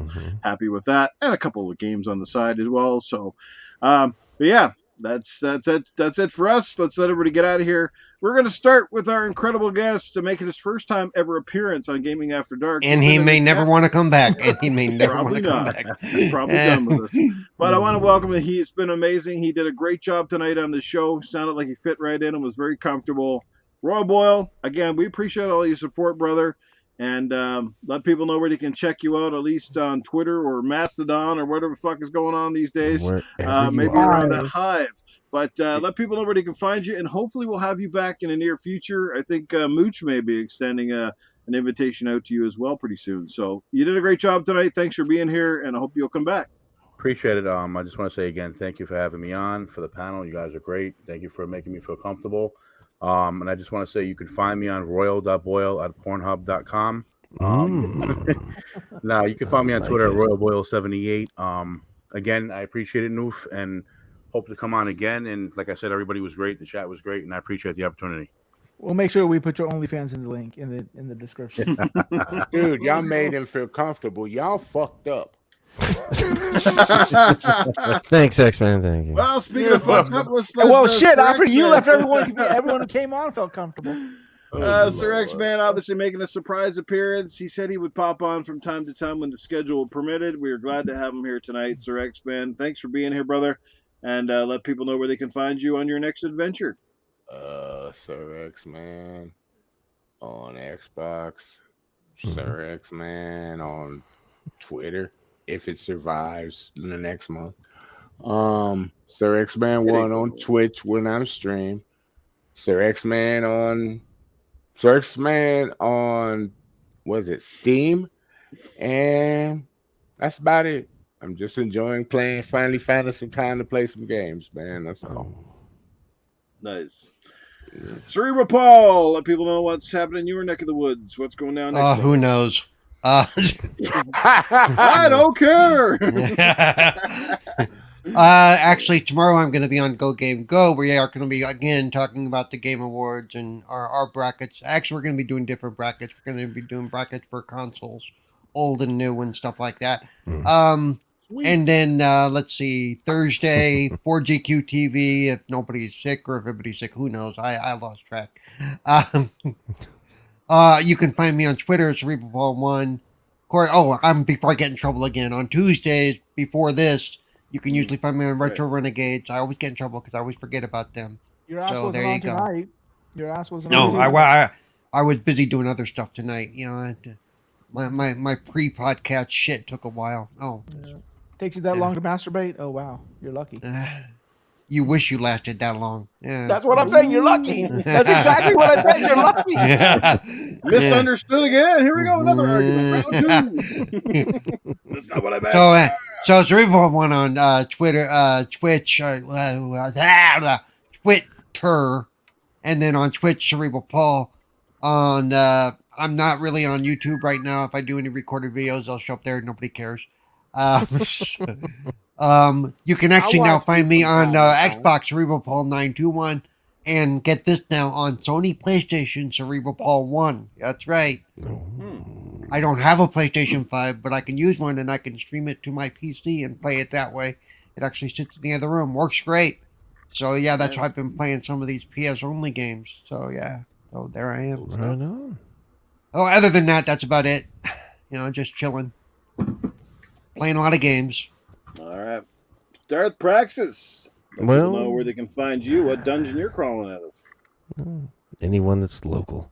Right now, the best place you can find me is probably Xbox, Darth Praxis, and then Twitter is Praxis Darth. It's just backwards, just like me.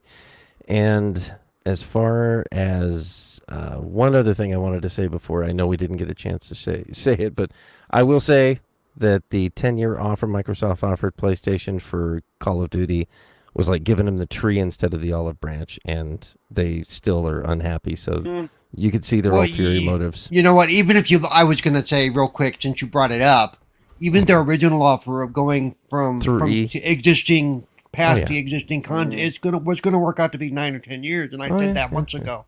Yeah, they just made the 10-year solid in this offer, but it's the same offer they made, 7 months ago. So that's it's all I like gotta say. Giving That's your all I gotta girl say. an expensive Gucci perch and it still ain't enough. Come on, shit. Nope. See? No, they basically want Microsoft to say, you can have it for 10 years and we promise we won't put Call of Duty in Game Pass. Oh, that ain't gonna happen. They want Microsoft to give up so that they can get it someday. They want it. I know that, but that's the point. That's the point. Or they want it in it. perpetuity. Or they want it in perpetuity, and that's not going to happen. That'd be a stupid deal to make. This argument starting without you, Noob. Yeah. Sorry, Noob. It sounds like PlayStation sounds like PlayStation sounding a lot like Veruca Salt. I don't want a new one. I want that one. So yeah, pretty much. It's sad. It's sad. Well, speaking of whining, dining, and two-timing, Wize Old Gamer, where can people find you, brother? Just that's how I like them. He's starting his OnlyFans after tonight, too, by the way. After that small I'm not watching that shit. He's going to sell armpit sweat. Exactly. And armpit hairs. Yeah, Sir X-Men's not on only. He doesn't have an OnlyFans, but he does have a grinder. So, What the fuck is grinder? If you got to ask, you don't want to know. If you got to ask, you don't want to know. Nobody gave him any money on Grinder. That's why he went to Backpage. I'm sorry. No, but the main thing I think on this weekend, I'll then say my outro. My 2 cents on the topic is this: I think PlayStation is really afraid that Call of Duty is going to find its way onto Game Pass, and that's what the one thing they're worried about.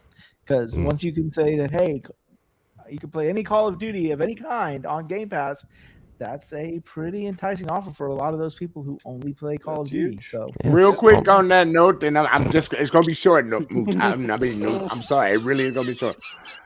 They should not be scared of Call of Duty going to Game Pass. They should be worried about any other IP that Activision has that they remake and come out that goes to Game Pass and nowhere else. That's where they need to be scared of, not Call of Duty. Well, Call of Duty's the big dog as far as they're concerned. Call of Duty is a big dog, but when you got hundreds upon hundreds of IPs under Activision since the beginning of video games, that's what you need to be afraid of. World of Warcraft on Game Pass and see. I don't think they care about. I don't think they care about Pitfall, though. I'm sorry to say. Oh, Tunnel yeah. vision. Oh, wow. All right. And Yeah, new Pitfall game. Wize Old Yeah. Gamer needs to run for his life to lose weight, and he got to get to the end of the game. Oh, wait a minute. There is no ending to the game. Well, thank you least for I having can't- us all here, Noof. I'm sorry. You can't get to ruined the end of the everything. game if you fall in the first hole. It'll be the only hole I fell in for 18 years, so it's okay. I'm Oh, okay with shit. Thank that. God there's something. I know, Yeah, right? Practice, You right? can find me on Twitter, Wize Old Gamer with a Z. You can also find me on Hive. I guess everyone's moving to Hive, so Wize Old Gamer with a Z as well. PlayStation, Xbox, same handle. Yeah, catch me here Tuesday nights and catch me on Doomsayer's Den on 6:30 p.m. on Friday evenings. That's Eastern time. So, oh yeah, by the way, thank you for everyone in the chat that showed up, and you guys made the podcast what it is. So, just thank you for that. Yeah, they're amazing. We have a great chat here, man. A lot of familiar faces. I appreciate you guys. A lot of them here each and every week, man, right to the end of the show, too. So don't worry. We notice you all. That's why I do my best to make sure I say hello to everybody verbally or sometimes in the chat, because without you, like I said, a lot of this is pretty much pointless. But anyway, you guys know where to find me, as always, in the gutter and right here, Gaming After Dark, Tuesday nights, 10 Eastern, 8 Mountain Time, and on Sunday morning, back at it again with my other crew over on Good Morning Xbox, which is at 9 a.m. Eastern, 7 a.m. Mountain Time. It's a little bit early, but that's why we call it Good Morning Xbox. You wake up and have your cup of coffee and sit back and listen to a more moderated and PG-based podcast. Curag is life for that show. God damn it. Don't ever invite me there. Shit. I'll Yeah. be there. I ain't afraid of getting up in the morning. I'm afraid of the swearing. I would ask. No, I don't use would profanity on the show. When I would ask Noof to let me join, but I don't think he would allow me to. So. No, dude, there's no way you could join the morning. It's impossible. No fucking way. It ain't I promise happening. to be nice. I promise. Dude, I saw you on Crossfire. You went dirty again. I was around a bunch of You people. turned Noof into X-rated. I mean, Moose into X-rated, dude. You did. That's funny. Anyway, guys, Oh, thank you Lord. so much for being here. Thanks to the panel. Thanks to our amazing guest, Royal Boyle, who I promise will be back in the future. You guys are amazing. But until next time, again, have a happy Thanksgiving and a safe Thanksgiving. Spend it with your family. Make sure you get lots of turkey, or at least lots of chow, whatever it is that you eat in your neck of Honey the baked woods. ham, baby. And, Honey baked ham. That's right. Ham, bacon, whatever it is. Could be cheese. I don't care. Just have a great Thanksgiving. Chinese. Take it out. Lots to be thankful for, except for these fuckers. I'm a fucking guy. Gonna be the longest Man, show in tell history. Don't Jesus. forget Shut the the fuck up. cranberry Let's sauce. get out of Don't here. forget Take the care, guys. cranberry End the sauce. podcast in 3, 2, You 1. go now. Have a You good here night. 2 hours. Happy You Thanksgiving, go guys. now. Happy now. Thanksgiving, everyone. You go now.